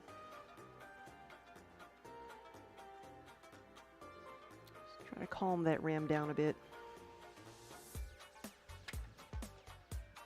There we go, that's better.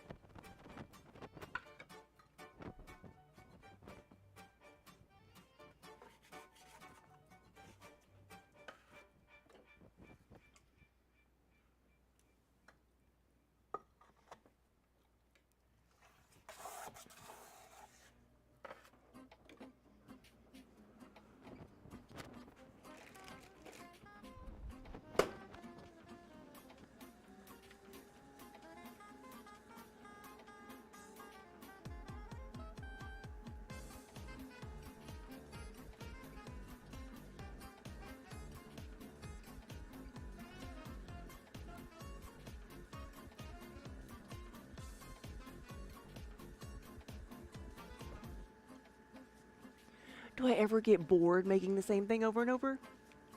You asked this as you're making like over 200 scrunchies, yeah. I actually don't. No, because most of the time what I'm making is stuff that, you know, I'm building up stock, so I have a high probability of selling it, or I'm making a bunch of stuff that's already sold and I'm filling orders. So, I haven't yet got bored of it. I'm just glad people want, you know, that I'm making things that people want. Now, what I do get burnt out on certain parts of the process, so I will get burnt out. But with the nature of ceramics, and with I think with most craft projects, things go in stages. So when I'm tired of throwing, I can go move on to something else. I can glaze. We can load and unload kilns. We can do shipping. There's always something to do. So you can change it up. If you're not feeling like doing one thing, you can do another part of the process.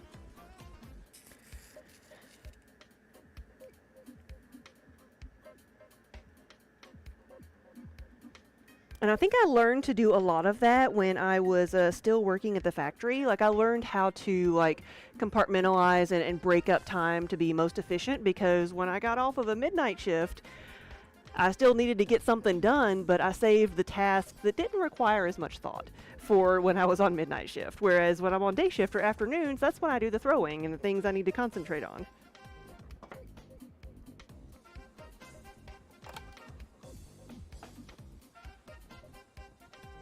And that's how I also kind of proved to myself that I could stick with it. If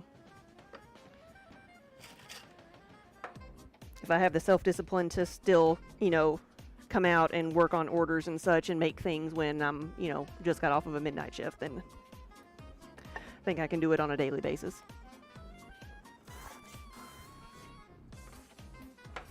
You rotate from sewing to cutting and threading, yeah. And so for me, that's enough of a breakup of the monotony that I'm okay.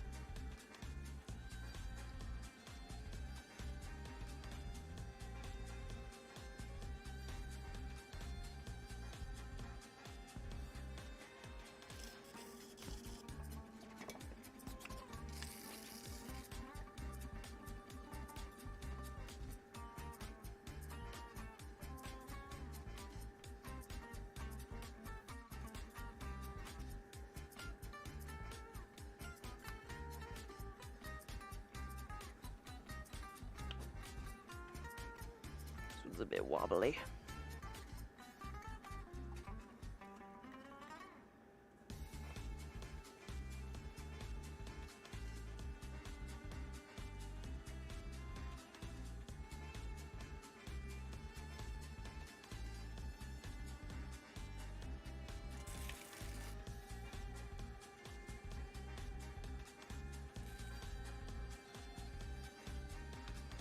So while it's still wobbly, it's a little bit taller, so hopefully I can compress it down a little bit. And maybe I can't.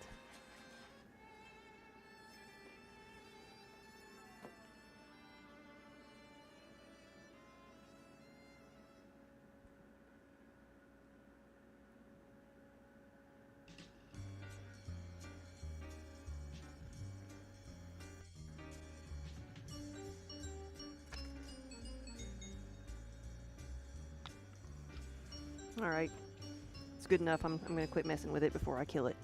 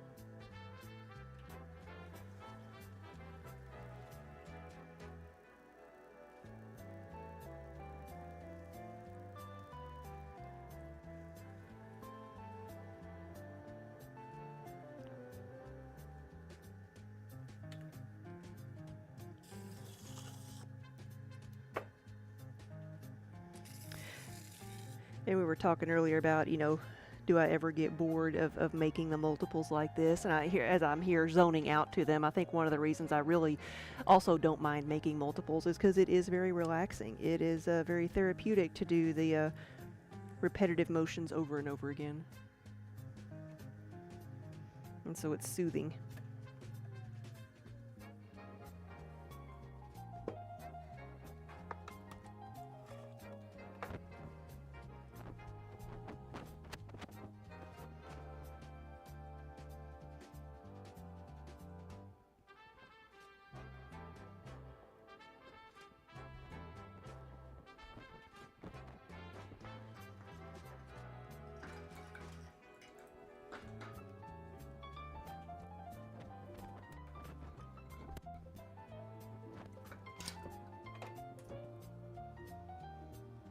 Oh, your Neil is unhappy there is no sunbeam today. Oh, hard life. Hard life of cats.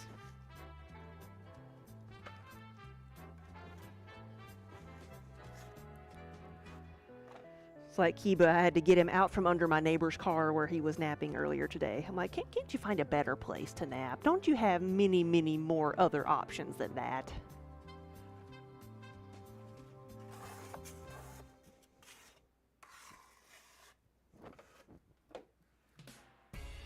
Yesterday was Lita's gotcha day. Oh.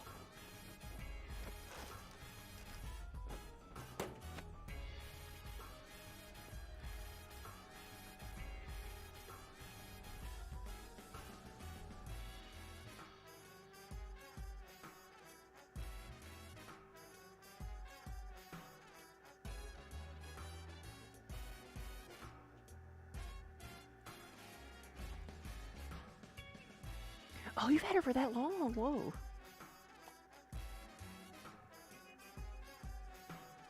I guess Neil's the newest one, right?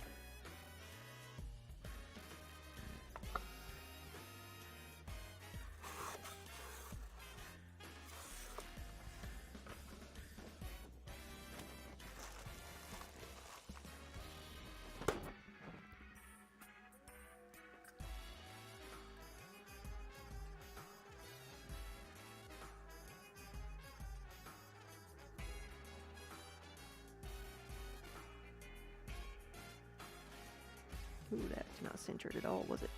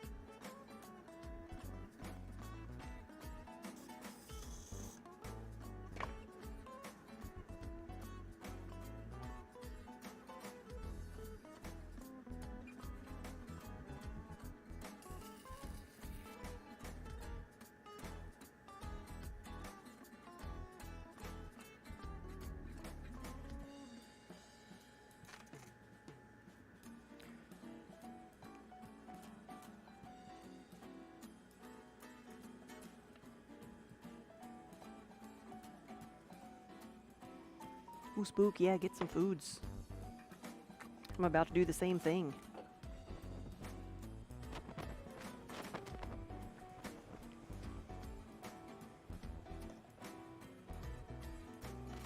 Because that was about it.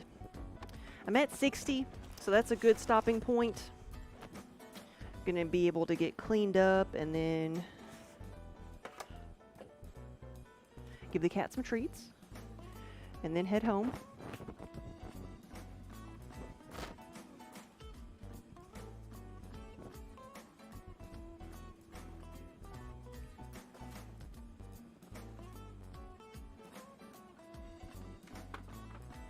I'm really just thirsty.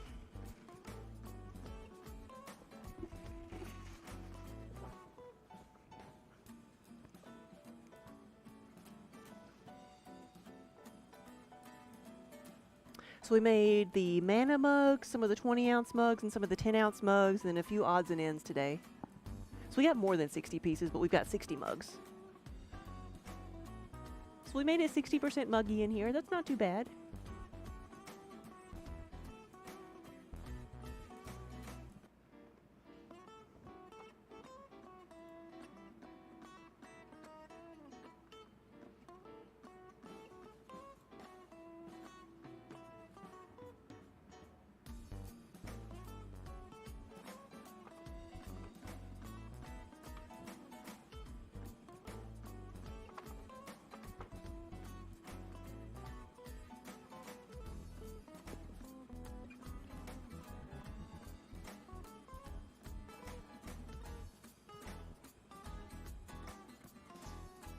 See who else is on today. Who else is on your tabs?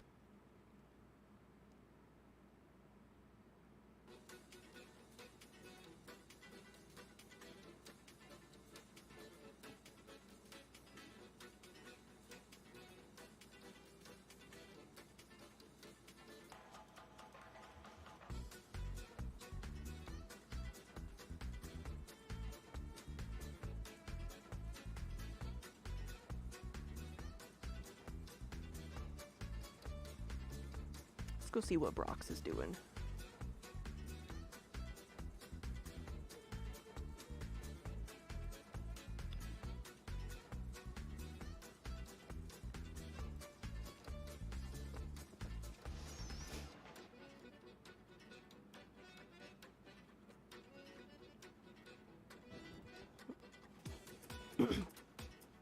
Gotta let everything load.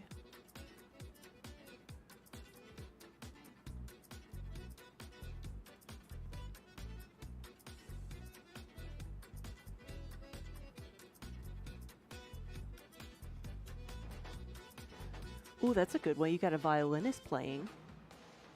That's nice. Brox is another good, nice relaxing stream to have on. They're doing a woodworking, sculpting. So guys, thank you for watching. Thanks for hanging out with me for a little bit. I'm gonna go get some supper.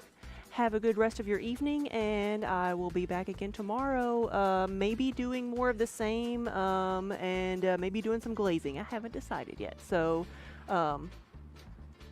have a good evening. I'll see y'all later.